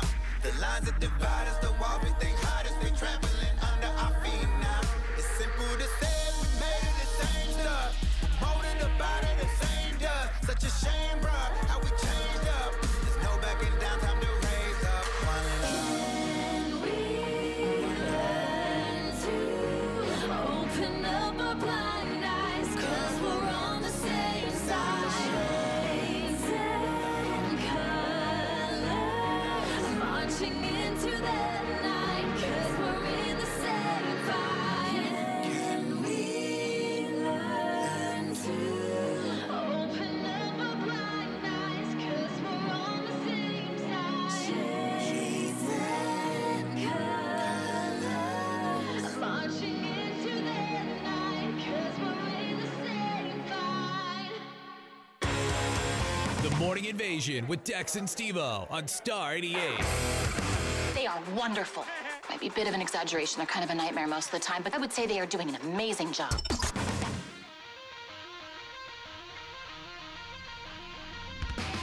Oh, good morning, everybody. Yes, you can have a Samson DVD. Oh, my gosh. Good you morning. can have whatever you want, Britt Romney. Good morning, Brett. There's like a lot left. There's 4 of them. Yeah. Yeah. It's because nobody wants them. They've only gave us like 5. And a Blu-ray. Hey guys, it's Brett. We gave one away. One away. That feels... Did we ever figure out who that was? Who we gave it to? No, who made that? Hey guys, it's Brett. No clue. Somebody left a voicemail. No clue. That's so funny. Some random dude. It's Brett. Yeah. Hey guys. Can you say it? Say it. They need to reveal themselves. Hey guys, it's Brett. It's Brett. Dude. Brett And hooking Jarrett. us up. And baby Jarrett. Yeah. If you guys go to Facebook and YouTube Live, you can see just how beautiful Britt Romney is today. She's glowing pregnant girl. Only has what, like 3 days, man. 3 days left, a week left. Where are we at? Isn't it like a month? I think that was my water. It just broke, guys. Live on the air. Can you I imagine? would lock you in here and be like, this is awesome. We're going to give birth right We're now. going to make so much money off this YouTube video. That would be You're not horrible. going anywhere. 2 local Albuquerque DJs gave... delivering a morning show and a baby to you all at the same Wow. time. Chip would be like slamming at the I door. know, right? Shut that off. We picked a bad day to wear white t-shirts, both of us. That's weird. We never wear white. I know, right? Yeah, that would not be good. Please No, don't. I have about a month. Okay, yeah, that's what I thought. Yeah. Well, Yeah. you've been through the process before. Mhm. Did you use drugs with the first one? So funny story. Well, not funny story. Seth, this is not funny to Seth. Okay. But I went into the hospital and I was already like dilated to like a 5. And they're like, we got to keep you here. And I'm like, that's fine. So I wasn't feeling any contractions. Like I was on a business call, like a conference call. Yeah.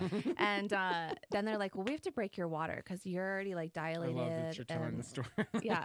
Yeah. Come on, guys. This is real life.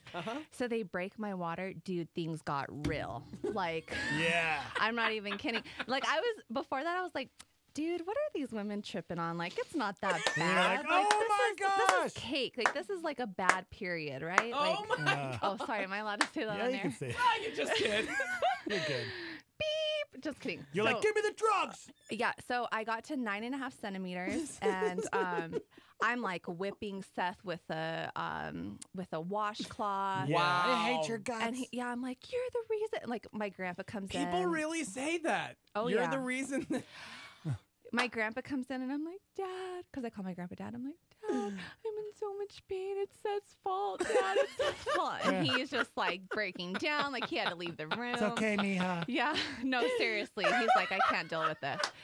So my grandma, dude, is like, you really need to calm down. I'm like, shut up, get out, like get out. And no, seriously, exorcist. So I'm 9.5 centimeters, and I'm like, I need an epidural now. And the lady's like, you're already 9.5 centimeters. Yeah, I'm like, too no, late. now Yeah. get the Too late. I told Seth, I'm like, he's like, you said you wanted to go natural. I'm all, you don't know what I'm going through. Like, I told my mother-in-law, I'm like, you need to tell him, Mill, like, this is awful. So anyways, the nurse is like, okay, it's going to be like 15 minutes before she can get down here. I'm like, you need to get her down here now. Yeah. Like, I'm dying. I told my mom, I think I'm dying. Yeah. This is it. Like, I saw the light. You saw the light. And You stub your toe, you think you're dying, don't you? no, seriously. Yeah. I'm a little dramatic. I'm sure you guys already know that. And so the lady comes in, gives me an epidural, and I like push Jake out like 10 minutes later. Like the epidural didn't even hit me. I like walked after, like it was, yeah. what? And then they charged me like See, 10 grand for yeah, an epidural. that What, I happened didn't to us, even, too. you know what I mean? Yeah. Yeah, it was awful. So anyways, I am going to try to go natural again, this time. Hopefully believe in you. I can get past that Yeah. 9.5 centimeters. There you but go. Yeah, Seth's nervous. Yeah, I think after the first one, the next ones are usually a little easier. Well, and then, dude, I feel like a heard baby that. I don't know if because, it's true. like, my friend Alyssa, she Oh, yeah. was in like labor for like 3 days. I was in labor for 3 hours. Yeah, Wow. right? Like pushed him out in 15 minutes. See, that and seems I'm like pretty a baby. easy. Yeah. Okay. 3 hours right? is nothing. No, dude, it was like Yeah. literally like I was dying. So I always tell my friends that had labors like that. I'm like, you guys are super women. Superheroes. Like, Yeah, you guys right? deserve the medal. Yeah. You're the mom of the year. I believe in you. So how long did you say? How long we got till we see him? About a August. month. What About a is it? month? Like August 12th or August? When is it? It's they keep changing it, but Okay. it's like the last week of August. Oh, So just I had kidding. Jake in at You have, 36 weeks though. Oh.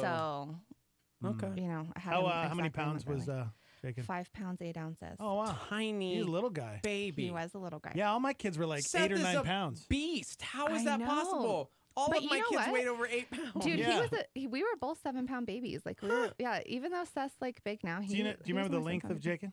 19 inches. See, Landon was 23. What? Yeah, yeah, for real.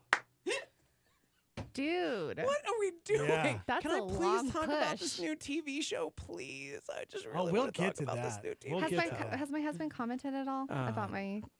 I don't think he's there. He's, I don't think he's ignoring gone. us? He's gone. Well, it's Yeah. actually we're going to Santa Fe tonight. Oh, cool. That's right.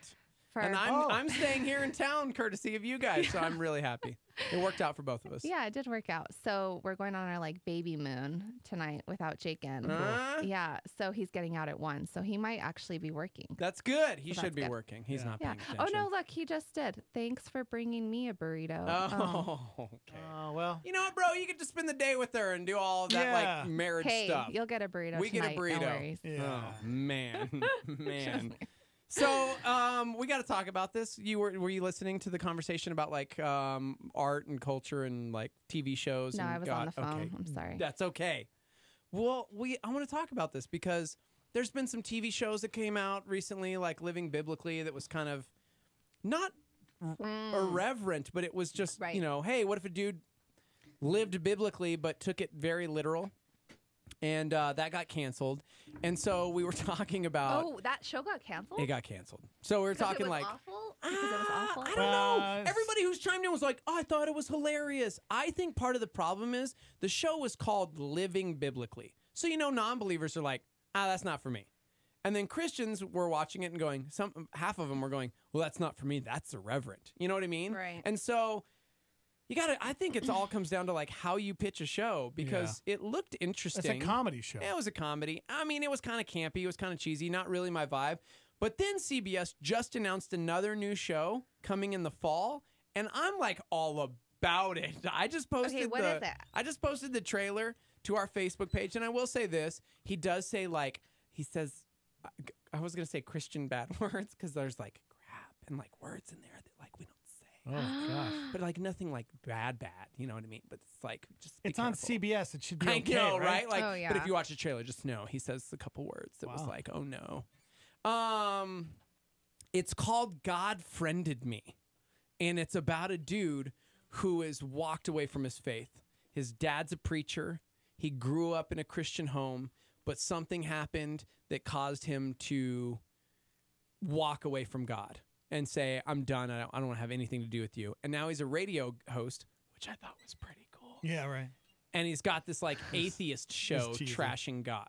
Oh, wow. And then all of a sudden he gets a friend request from God on Facebook. And it's like, okay, this is stupid. Obviously, everybody knows I'm an atheist who's mocking me. And then he declines it, and then accepts it, at least what I've seen in the trailer. And then all of a sudden, God starts suggesting friends in his life. And these random strangers that he's getting requests from God on Facebook start popping up in his life. Oh, wow. Like he saves one of their lives, and all of a sudden, all these crazy things start happening. And it's like, what happens if God actually stepped in and intervened and started speaking to you? Through Facebook. Through Facebook.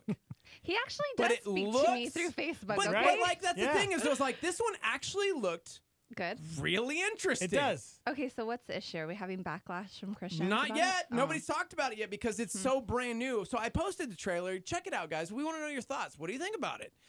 Because there's another series coming out on Netflix, and that's how the whole conversation got going, was the dude that created like Kingsman and Wanted and Kick Butt and because you can't say that on air, is doing a new series called American Jesus, where this 12-year-old wakes up and realizes he's Jesus reincarnate in modern times because he can turn water into wine and he can raise people from the dead and Would you watch heal that? Yeah, exactly. See, right? I think it would be See, awesome. that's- I'd totally Yeah. watch it. See, Why? I'm sure we'll watch like the first couple episodes and then go, Why not? I feel you. Because I don't know. That's like kind of borderline heresy. That's what some people are saying. Yeah. Yeah. This to me is more like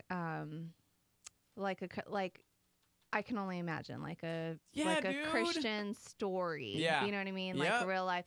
Not like hey, I just turned that water into wine Right. at my parents' I'm Christmas so glad party. you just said that because that's literally what I said about I Can Only Imagine. You weren't listening, so that makes me happy. Yeah. Same brain. It's true, though. I prefer those stories because this is a real-life Yeah, me story. too. This is a human, and it's about faith, but it's not about anything, quote, biblical, because then people freak out. Now, I will say, I'm sure there will be plenty of people freaking out because it's like, psh, God's not on Facebook, you know? I know. And like, God didn't friend him, but like, God uses some pretty interesting things I think sometimes to people get our too attention. technical sometimes. That's Oh, why. sure. Yeah. I think the big thing in this new TV show on CBS is, you know, because it's a big question that people have is, where was God in the tragedy? You know, like, why did my mom die? Or, you know, Yeah. why did I lose my baby? You know, Right. where was God? Why would he allow that to happen? Why would you use that analogy right I'm now? sorry, You I are shouldn't. literally the worst Brett. of I shouldn't humanity. have No, no, you know what, dude? It's so funny. Like, Sorry. I don't get freaked out about stuff like Okay, that. good. It's like I feel like the Lord has like walked me through this season where I'm learning that like, you said it earlier, Steve-O, how like it rains on the just and the unjust. Like, God, there's some kind of sovereignty in everything, you know. And it's like when things happen. Like I have a friend who's gone through like multiple miscarriages, guys, like more than 5. And finally, like her and her husband are pregnant now. And it's like, gosh, yes, those were tragedies. That was such a hard season that they had to walk through, but God allowed it to be a testimony, you know, for his greatness. And Yeah. so when I think about things like that, like it can be daunting sometimes, but it's like, you know what, Lord, like, what are you going to do? Like, Well, you and can't that- sit here and that's the worry about it thing. today. We know that God will give us this supernatural strength. You know, if we, no matter Absolutely. what happens in those tragedies, and that's what's tough is because I can understand when you were first walking with God and you're like a baby Christian, I can see how hard that would be. Oh yeah, absolutely. You know, for us, we've known Christ for a lot of years, and there's this supernatural strength that happens where we can't even comprehend it. We don't know, because if I even comprehend losing one of my kids, oh my gosh, I would want to know. die. I know. But then that's where that supernatural, you know, comes in. I had my first mom fail the other day, you guys. I'm going to be honest with you. We were at Walmart. We never shop at Walmart to begin with, okay? Because We're just I saying that for live. that. No. It's not even that, dude. I live on the west side on I-40 and Oh, I'm a Coors. West Sider too. Like, See there? I'm yeah, glad you guys but are let me safe tell today. you. Did you hear about any of the drama near What? your house last night? Nothing? Okay. All right. What? Yeah, it was like closed down Hey, yesterday. there Oh, was was a that the SWAT thing where they took that dude Like out? There right was a by her lot of house. cops. Yeah, That's it was some right guy by got her house. shot. I'm And not I'm even going, kidding. Great. Like It happened. I told Seth yesterday. I'm like, there have been like, I'm not kidding you guys. We took Brutus for a walk like yesterday, and I was like, there have been so many cops going by because I work from home, so I have this window. I'm not kidding. Cop. I'm like, geez, there's a lot of cops I-40 Coors, today. is that what you said? Mm-hmm. So, anyways, we don't go to that Walmart because Yeah. that Walmart is Get out. crazy. Yeah, right? Like, I mean, even so, we were at the West Side Walmart, which is by Cottonwood, which I prefer if we're going to go to Walmart to go to that one. That one's Anyways. pretty good. Yeah, I know it's bad, but it's like not as bad as the one by I-40, Yeah. you know? So anyways, we're in Walmart and my grandpa has Jake in and his ball falls. So my grandpa puts him down and get his ball. Dude, he took off. He was gone in Walmart. I'm like freaking out about, like, I'm about to go into labor. I'm like, Jake in! And here he comes out of the aisle, like right next to me, but I lost it. What like a little I was, brat. no, dude, I was already like shut down the store, call like the cops, Yeah. like he's in Mexico already. Like it was so, Well, yeah. they when can get you away think from about you your really kid, fast. oh my gosh. My kids used to do that all the time. So I remember being in high school and seeing those parents who had the little like leashes on their kids. I did that with my kids. Yeah, no. Well, I used to judge. I used to be like, oh my Yeah, gosh. until you these have people are kids. oh yeah, They dude. start bolting on you. You know what I did when I got home that night? I'm like, Amazon Prime. Heck yeah. Finding a leash, dude. Well, we had- getting two. we like had putting a, one on an ankle. We had a monkey backpack. Yes, and it had the a tail backpacks, for a leash. Dude. And people would like judge us hard. I'm like, oh my judging gosh. you hard right Dude, now. I don't Oh my even gosh, care. why? I Never, don't even ever care. leashed our kids. Why? Dude, Why I not? don't care. Why is it not Gosh. okay? No, I'm leashing. I don't care. Yeah, Dude, first time you lose a kid, animals. like I lost one at the at Vegas buffet at Circus Circus. Oh, Oh, my yeah. gosh. Okay. I thought I was going to die. Well, okay. That's a little... Dude, come on, man. We There's took a lot 3 of Jeter family, boys dude. to Disneyland and never lost a child. Yeah, but when you're with a group of people, like my whole family was there. There was like 20 of us. And I just kind of assumed somebody was watching because we're all in a Home group. Alone. I saw that movie. Exactly. That's exactly what happened to us in Perfect. Vegas. Kevin! Dude, that's so sad though. They're like already in another country and they barely figure out that Kevin Can you imagine? is gone. Like, could you imagine as a parent being in another country on a plane that you can't get off of and realize you left your kid at home? Dude, and kid's a savage. Like he's setting up booby traps and you saw what it did to him now, man. He's like not in good shape as an Okay, adult. that's not a documentary. What? That's a fake movie. He was messed up for a while. Macaulay Culkin He's still is messed just up. an actor. He's got a podcast now. He's doing pretty good, I guess. Oh my Gosh, somebody said kid leashes are sanity savers, so I guess I'm in the minority. No, you really are. Wow. It's because you and Chrissy are like super parents. I don't know. But you no, think. it's just that Chrissy is super mom. Like she doesn't allow anything. Well, her mom is Brenda. Yes. So. Yes. Thank you. Pretty sure Thank your you. kids are not going to take off. Yeah, They're no. like scared to run away. They're scared to move. They're all. Yes, Grandma. Hey, we got a phone call. Good morning. Are you Hey, there? guys. Hey. It's Brett. What? Is this we Brett? Have, we have jumped into a time warp. How is this, Brett? How is this possible that you were calling when Hey, you were Brett, also what here? are you doing? Listen, I can only do that for so long, all right? Yes! It doesn't work out. Wait, who is it? This is Crucis Mike, and I'm slightly disappointed because the last time you were in studio and Seth was with you in studio, I called and I talked to you and I told you that it was me. Short-term memory loss. Crucis Mike, this makes me so happy.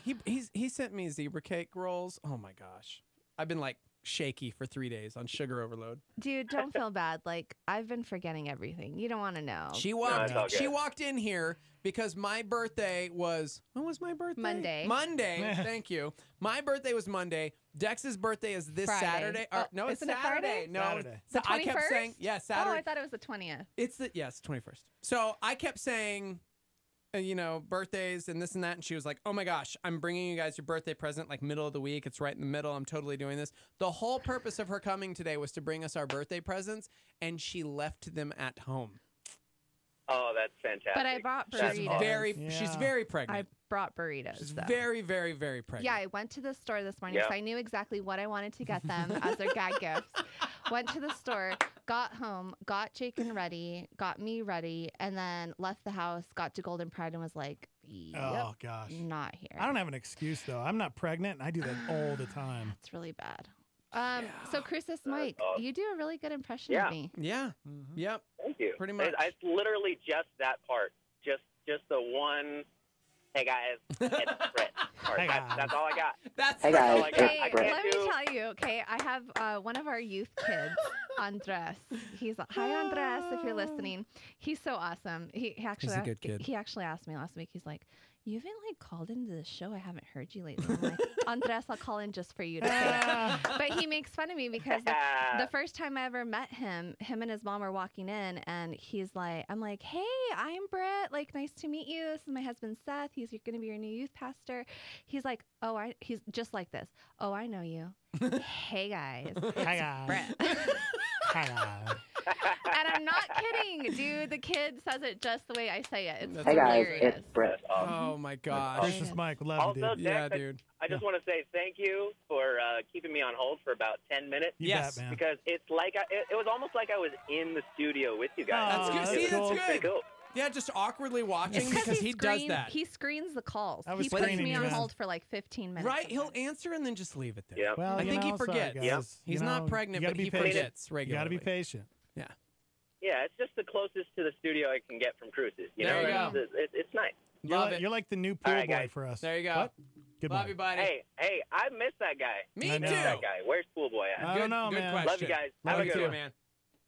Man. So Brett's here, hanging out. By the way, people are saying, why aren't you just doing like grocery pickup for all your groceries? Like you Groceries. have children. Yeah. When you get groceries, like go to Walmart Oh, and yeah. stuff. Like You know why what? have to go? Why even go in? I actually, Why even okay, go in? if we're having a busy time, I actually get Instacart to deliver them. What? Instacart. Tell us about this rich person. Your husband's an engineer. Tell us about No, how dude. your life Come works. on, we have student loans. Let's be honest. Wait. we like want- they we- deliver them to your house? Yes. Where have you been? I think we've talked about this before. 'Cause gosh. remember, we were talking about Yeah, like, too is it rich for okay my blood. if you're not home? No. Do you give them a key if you're not home? Yeah, like, Oh, what no, is- that's like Amazon. That, okay. I That's don't know how I weird. feel about that. You're like, I'll let them come to my door. Yeah. They can't come in. Like- Shh. They're just the help. Whatever. What if you have milk though, man? What if you have like things you got to put in the freezer? No, dude. I make sure I'm home. Okay, so look, there's an app. And actually, those of you who are looking for side work, you can actually be a Instacart person to deliver groceries. I should probably look into it. I've seen. Okay, so it's kind of like a what is the Uber Eats or whatever? Eats, oh, but let me tell you guys, have you guys done DoorDash? Because that's way better than Uber. See, I've never done it. no. Oh.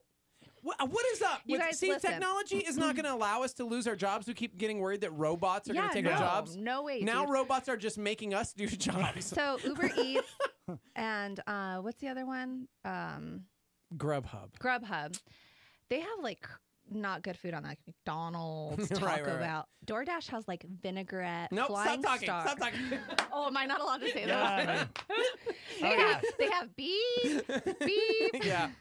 No, That's but they so have like funny. really good restaurants you in town. fancy. Like 20, 25. Oh yeah, dude. It's so funny because my friends laugh because most girls are like, oh, when you go shopping for like home decor and like clothes, and dude, I will wear the same clothes. I'll have the same stuff in my house, but I Preach. love food. I'm such a foodie. Like I'm like, let's go eat at a good restaurant. So Like, it's had these pants for 7 years, got them at Savers. They were $7. Right? Yeah. Hey, can I actually give a shout out to my homegirl Julia Arnold for giving me some pregnancy pants so I wouldn't have to buy any? Are those stretchy Beautiful. pants? Beautiful. Yes, these are pregnancies. So they have Oh, little- heck yeah. Hey, at our mommy group, I was like, guys, I'm not buying maternity clothes because jeans are expensive. You got $60 for a pair of jeans you're going to wear for like 3 months? Yeah, No. that's ridiculous. So then what you do is you just let yourself go so that you can keep wearing them forever. That's a good call. Sounds like something you would do. Oh, You're a no. foodie. Not- so no. you love food. You just keep loving food. Yeah, Seth no. would love that, I'm sure. He just, I have good jeans. Yeah. My mom and my grandma, they look good. So I'm hopefully getting those jeans. But anyways, DoorDash is amazing because it has all these restaurants. Back to Instacart. Instacart will like deliver your groceries, but you pick a time that you're going to be home. Yeah. Like they have all these time slots. That's not You weird do to all you? your- No, They're not like at all. with strangers like, Not- hi, I know exactly what groceries you're ordering. Yeah, and and- So when do they you're walk home, in and they put them on the counter for you? I'll Or do let you them come walk out? in if they're I'll women let and like them walk in. Did you hear that, guys? That's smart though, because you don't want to just Prejudice let with anybody the into your help. house, especially if you're home alone. Exactly. Prejudice with the well, we help. have big old Brutus too. Still. Brutus. Yeah. No, I know, I Yeah. get that. Yeah. So, yeah, but Wait, is Brutus a boxer? Brutus is a boxer. We have to talk off here. Okay. Brutus is the boxer. He's Remember the best Starmie boxer sent me ever. photos of a boxer puppy, and I was like, oh no, I need you right Yes, now. I know. Okay. I heard you, and I almost was tempted to ask if we could get him. So, anyways, yeah. Her. If we don't do Instacart, Mm-hmm. I actually enjoy going to the grocery store with my husband. Oh, That's like our gosh. bonding time. Yeah, oh, that's I so get gross, it. Seth. I'm sorry for your loss, man. Loss of And life. I he can't remember the will last time say- I've been to the grocery store with Chrissy. He hates it. I do You too. guys, he I do too. Hates it. Oh, it's you know the why? worst. Because like I have a list, and I still go in and I'm like Oh. staring. He's like, "Where's the list? Don't you have a list to look at? Why do we have to stare?" I'm like, "Well, look, these are." He Oh hates my it, dude. gosh. That's He fine. gets Yes, so annoyed with me. dude. Oh. Yeah. Yeah. So anyways, are you gonna posted- hang out, What are you Britt gonna do? Romley, for a little bit? I'll stay for a little bit, yeah. Okay. 'Cause I'm gonna finish eating my food. Okay. Good. God Friended Me, new show on CBS. I posted the trailer to Facebook, facebook.com/star88fm. Don't forget, if you want your free Samson movie, just Oh, call yeah. in. Just Yeah, call just let us in know. with You your got it. thoughts on Britt Romney will sign Britt it for Romney you. wasting money for the help. So Yeah, and you're employing a bunch of like 17-year-olds, so that's good, I guess. Yep. Way to be lazy. watch the trailer, guys. God Friended Me at our Facebook page, so we can talk about it when we come back. Hang out with us. A challenge from A.B. Simpson. Our God has boundless resources. The only limit is in us. Our asking, our thinking, our praying are too small. Our expectations are too limited. That's a Star 88 solar flare.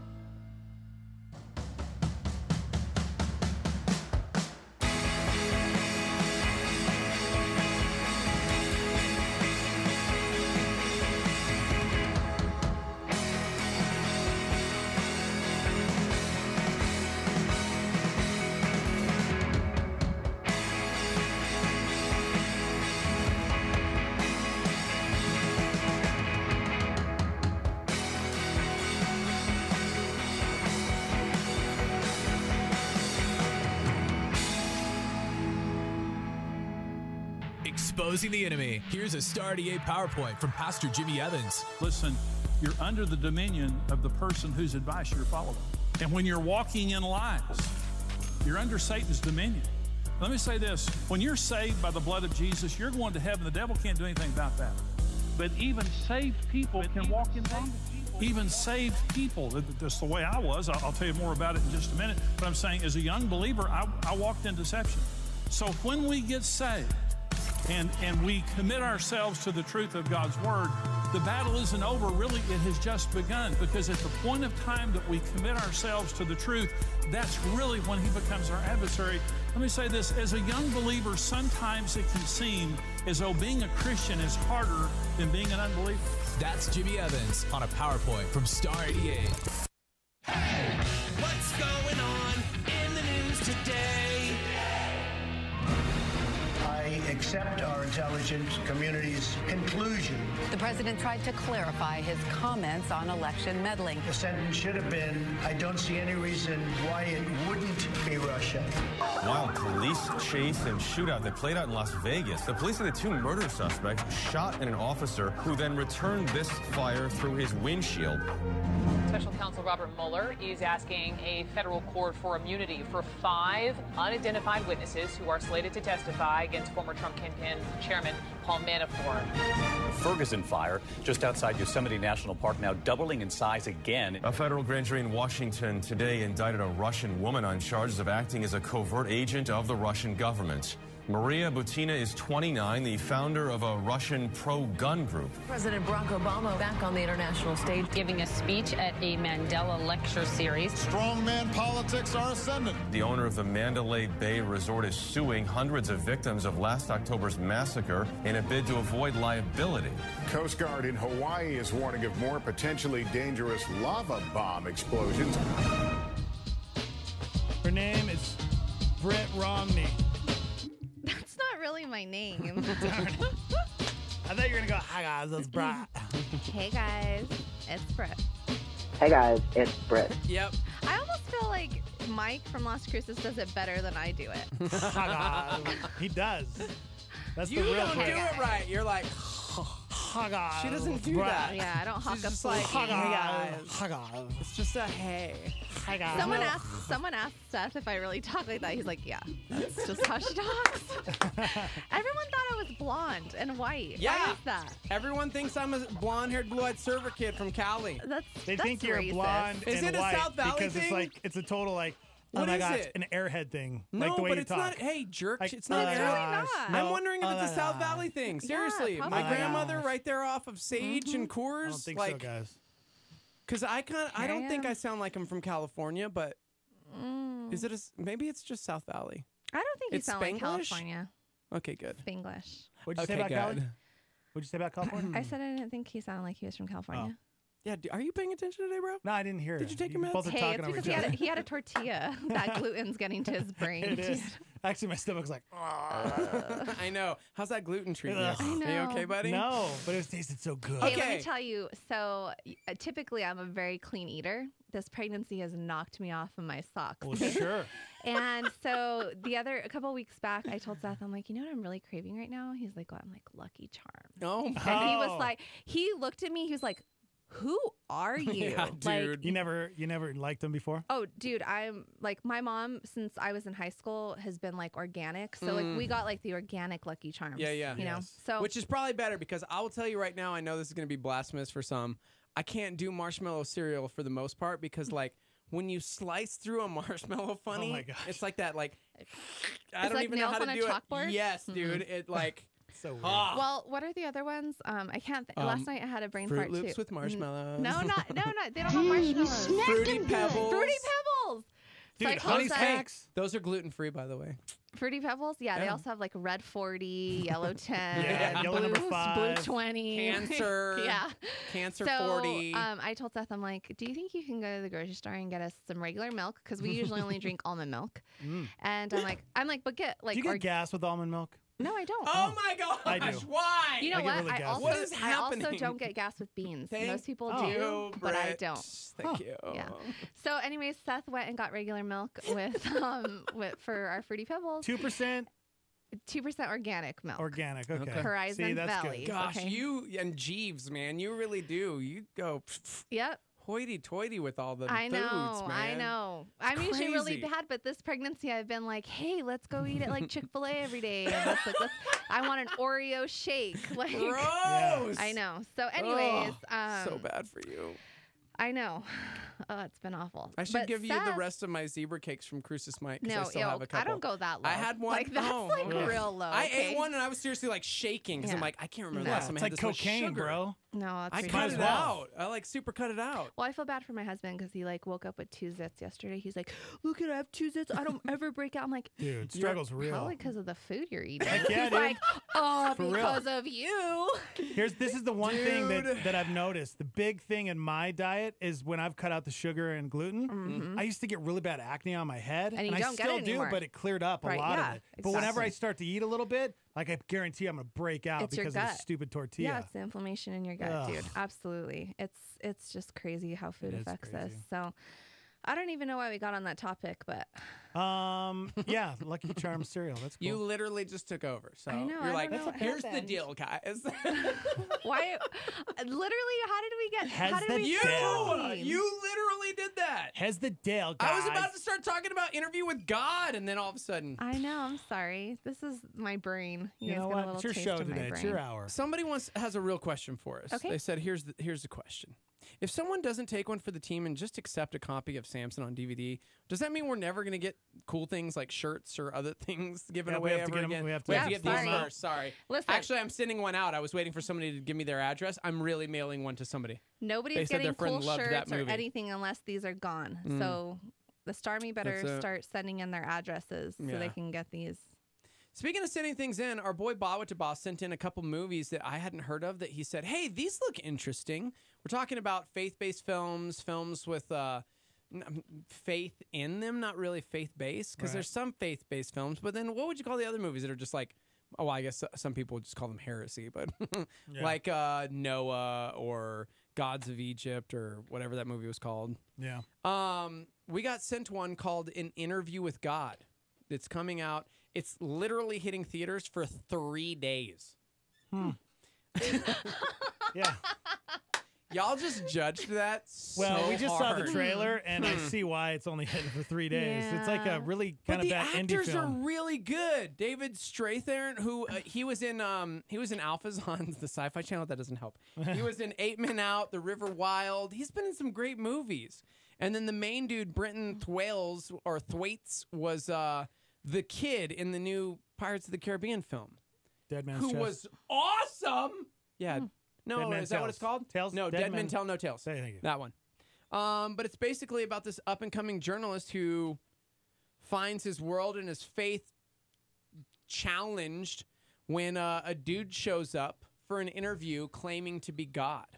And the movie's about, like, what would you do if God shows up, wants to talk to you? What would you ask God? How would you approach that? What would be your guys' first question to ask God? Oh, gosh. Jeez, that's a loaded question. Really? Yeah, what bro. comes to the What's top? the first thing that came to your mind? That came to your mind? Mine got really serious in my brain, and I was like, I gotta shut up because I actually immediately had one. Really? Yeah. It was not good? No. Oh. It was just really serious and like sad. Yeah, mine is too. Go ahead. What's your question? Because I've always, but I don't know. This okay, is, do you want me to say mine and Yeah, then go you ahead. can Yeah. get Yeah, 'cause I don't know like if I give wanna you share some mine. bravery? No, you're going to Oh, because God. if I share You mine, have you're to going share to. yours. We're it's a dumb movie, An Interview with God, but that was kind of like what the trailer was like, what would you ask God? And it's like, hey man, remember that one time when I was 6 and my dad was killed? How come that had to happen? Like, why is that? Why did that have to be a thing? Because here I am 40 and I understand like God used that. He did not cause it, but it was still used for his glory because I believe, I'm like, I love being a dad. It's the greatest role in my universe. You're an amazing dad. You're a love wonderful dad. being a dad. And it's because I want my children to have everything that I missed out on. Yeah. Like everything that I quote deserved, right? Like we all have this sense of entitlement. Like Yeah. I deserved this. Every time I watch a family movie and there's this dope dad doing cool things, I get mad because it's like, well, missed out on that one. And so I kind of turned that into how can I raise up my kids to just know that like they will never question how much I love them. Dude, ever. I so feel you on that. I so feel you on that because I see like my friends who have like awesome dads, and I'm like, oh, like her dad like loves her and like gets to hold her. I'm like, why Right. didn't I get a dad? Why didn't I Yeah. get a dad to like be supportive or That was you know, literally so the first see thing I that. thought. And then it was like, how selfish of me. You're standing before God and the first thing you're thinking is like, hey, bro, Right. how come my life wasn't awesome? But that's such Yeah. a human like Yeah. response. Yeah. It's actually, it reminded me, I like posted this thing the other day that said, Jesus knew Lazarus would rise again, but still he wept. I do. Because embracing pain is not negating faith. It's actually part of being in the likeness of God.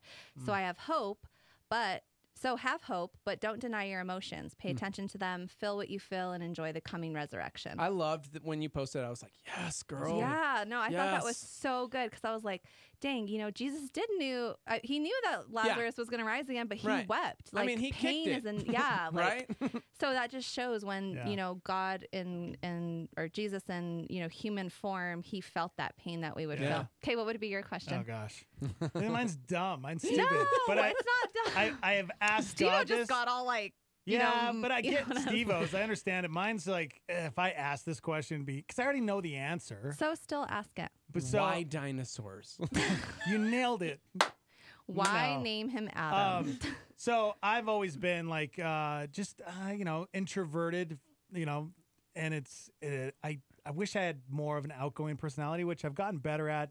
But I always wondered, like, and I've always asked God, like, why did you make me like this? Because it's hard, Why wouldn't you make me more outgoing? Because I have friends that I just am so jealous of because they can just go up to people and talk, or they can be the center of attention. I can't be that. Yeah. That's never been me. Dude, that's so Seth. I though. raised my hand. I have something No, to say. that is so Seth, though. Yeah, like me. Dude. Hey. Yes. Hand What? raised. Yes, go ahead. Teacher, Call call her, on yes. me. Yes, Steve Jeter. I love you for that, though. See, that's me, dude. I Seth for that. love that we're not both, like when we go to parties, I know I get to be the center of it. I'm just kidding. That's not why. But I love that you're created differently. It just shows that God uses different people, because you and I are doing a morning show together and we are polar opposites when it comes to like being at parties, or you know what I mean? Yeah. Like I just think of hanging with friends and it's like a fight night, whatever. It's usually like you and Seth and like in the back, like sitting at the table, like just watching fights, not wanting to talk. And it's cool, like when I get to go chill over there. I just don't know what to say. But then like, and I'm all, you know, yeah, right? Talk. We're like, talk. But it's cool, man, because God uses you differently than he uses me. But we're still glorifying him with our lives. Totally. And so I love that you're created that way. No, and I've come to realize everything but that you Seth has said. that same struggle, dude. Like we talk about it all the time. He's like, I hate that I can't be an initiator. Yeah. I hate that it's harder for me to lead in our marriage. I hate that it takes more of an initiative. Who asked you out? Seth asked me out. Boom. Yeah. Initiator. Surprisingly. But like, you know what's funny? Chrissy totally got my number from somebody else. I did not Really? initiate it. Oh, so I wonder if wow. that's like the crazy, like I'm super outgoing, but in real life, it's only surfacey. Yeah. I Yeah. discovered that yesterday. I'm very third gear, bro.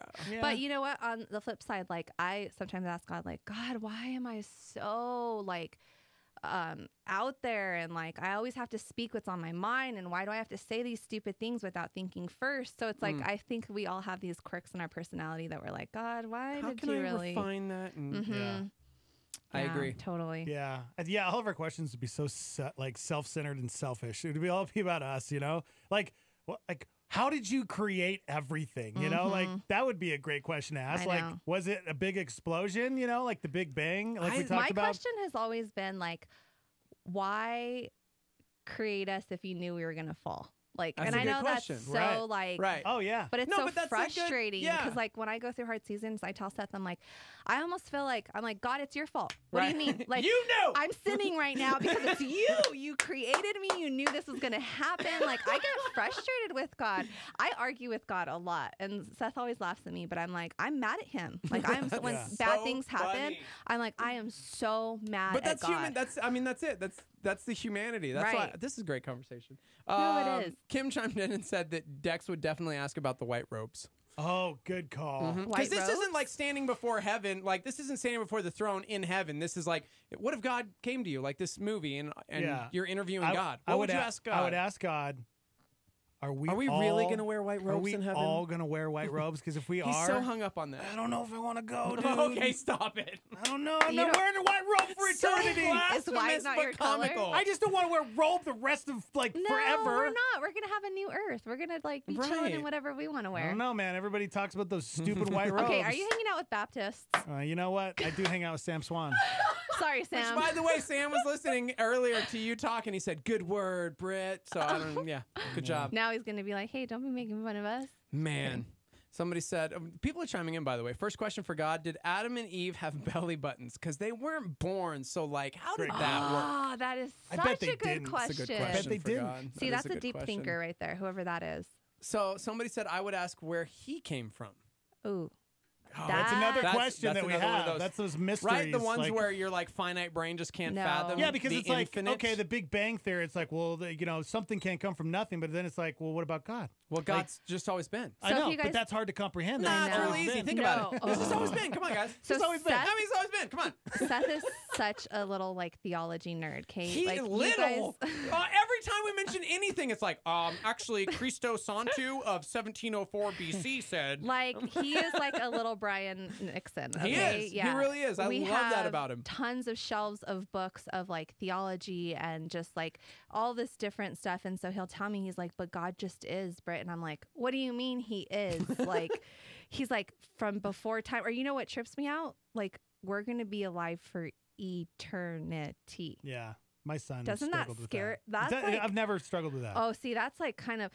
It's the like, death get a that little I struggle with. It's like, claustrophobic. why do we have to die? You know, like I get like living forever, you know, like, but why do we have to die? And I understand now, but the eternity thing never freaked me out like it does some. Oh, dude, that was always I was hung up on that. For See, and I grew up in like a super decades. Pentecostal church. Excuse me. I did too. And I was always freaked out about like where they said like we're gonna have to stand before God and give account. He's gonna like show all of our sins on this big screen. Yeah. I was mortified. Heck yeah, man. Like, who's watching my Netflix I was like story? sweating bullets. Everyone? Like, I would freak out about it. Like, oh my gosh, they're gonna judge me. Like, I have all these. Like, I always picture my eyeballs being like the cameras. Yes. So like it's gonna be like a movie of like everything that I've seen and done that's terrible and sins, and I'm like, I don't want to. I know. Yeah. I know. Trisha Lynn chimed in and said her question for God: what is the purpose of a wasp? I have always wondered.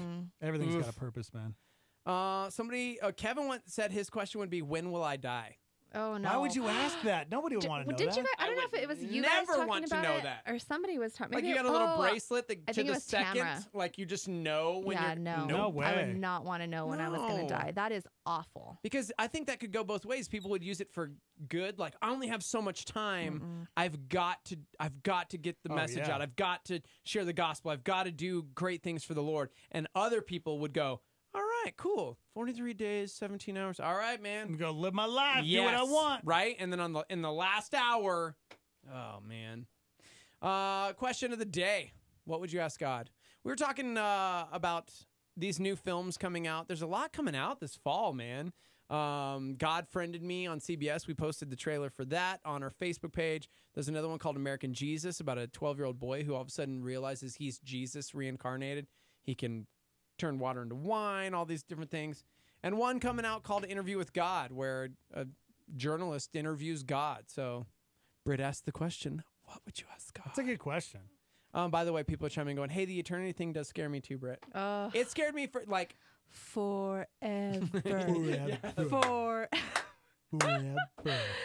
Oh, God. See, and I kind of brought this up the other day because it kind of, like, I have a hard time with, I get why we, like the question you just asked, what was it that you just asked a minute ago about, like, why did he create us why to did be he fallen? create us? Yeah, if he knew we were going to fall.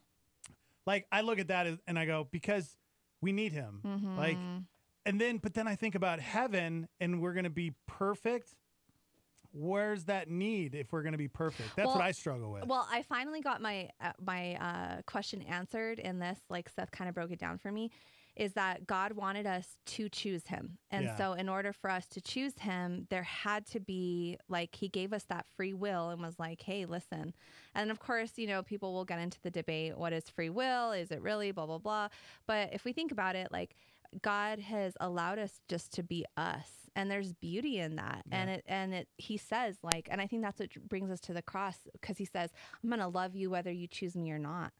And that's like beautiful. Yeah. Like that's like, I almost think I had a friend who went through a really like turmoil marriage, and he told his wife, like, you can leave, but I'm going to still love you, and I'm going to be here. And still to this day, like, he's holding on for his wife, you know, and it's been a few years and God hasn't given him the confirmation to close that door yet. But I found such beauty in that, because he's saying, you left me for another man, but listen, I'm going to hold on to you. So totally, rough, super rough. But I just think that's so awesome about God. Yeah. We serve a cool God. You're awesome. Somebody said I'd ask God what his favorite decade was. He's got a lot to choose from. That would be That's a good question. question. Like, of all of the decades, what would you say? Yeah. Like, your best time. One. Like, what was your favorite decade? When you created everything, Like before or like everything, when you conquered the grave? When things were like chill and like, you know, it wasn't all crazy. Do you guys think that God has like a good sense of humor? Oh my gosh. Yeah. Are you kidding me? Yeah. Okay, you're talking to someone who has daddy issues. Like, I think that God is like not here. You know the disciples and him were lighting farts next to the fire pit. So you know they were lighting farts. The No, disciples bro. and Jesus. You know they were. Stop it. You know. But They I ate will some say, beans. Jesus, I don't know, Jesus always came off like never arrogant. But when he was with his friends, yes, dude, I always felt that. I Because wanna he was feel seriously, that. I never heard condemnation when he was like, why are you so stupid? Like, you've been with me so long. Like, what is, like, seriously, you dumb. Like, I just sarcastic-y, like, awesome. Yeah, That's dude. so funny. So, but maybe it's because I'm sarcastic-y and I'm just reading me into Jesus. Yeah. Shoot, that is just changed heresy. everything. I'm out. Britt, thanks for the burritos. Yeah, guys, thanks for having me. Pray for Britt, and especially pray Please for Seth. do. Yes, pray Okay. for Yes, Seth. pray for Seth. Seth needs Yes. prayers all the time, not when I'm just pregnant. Oh boy, Come on. man. And all the Samson DVDs are gone. I just got rid of all. Are you 4 of them. serious? Woo! See what happens when I come in? We gosh. get rid of retail. You Hello. get a Samson DVD, and you get a Samson DVD. All right. Guys, have a great day. We'll see you tomorrow.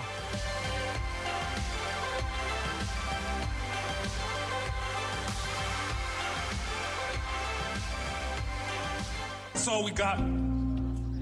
There ain't no more. That's right. Time is tight. It's the end of the show. Don't miss the Back to School fundraiser and supply drive. Saturday evening, July 21st from 5 to 7 at Range Cafe Cottonwood, 10,019 Coors Boulevard Northwest. Just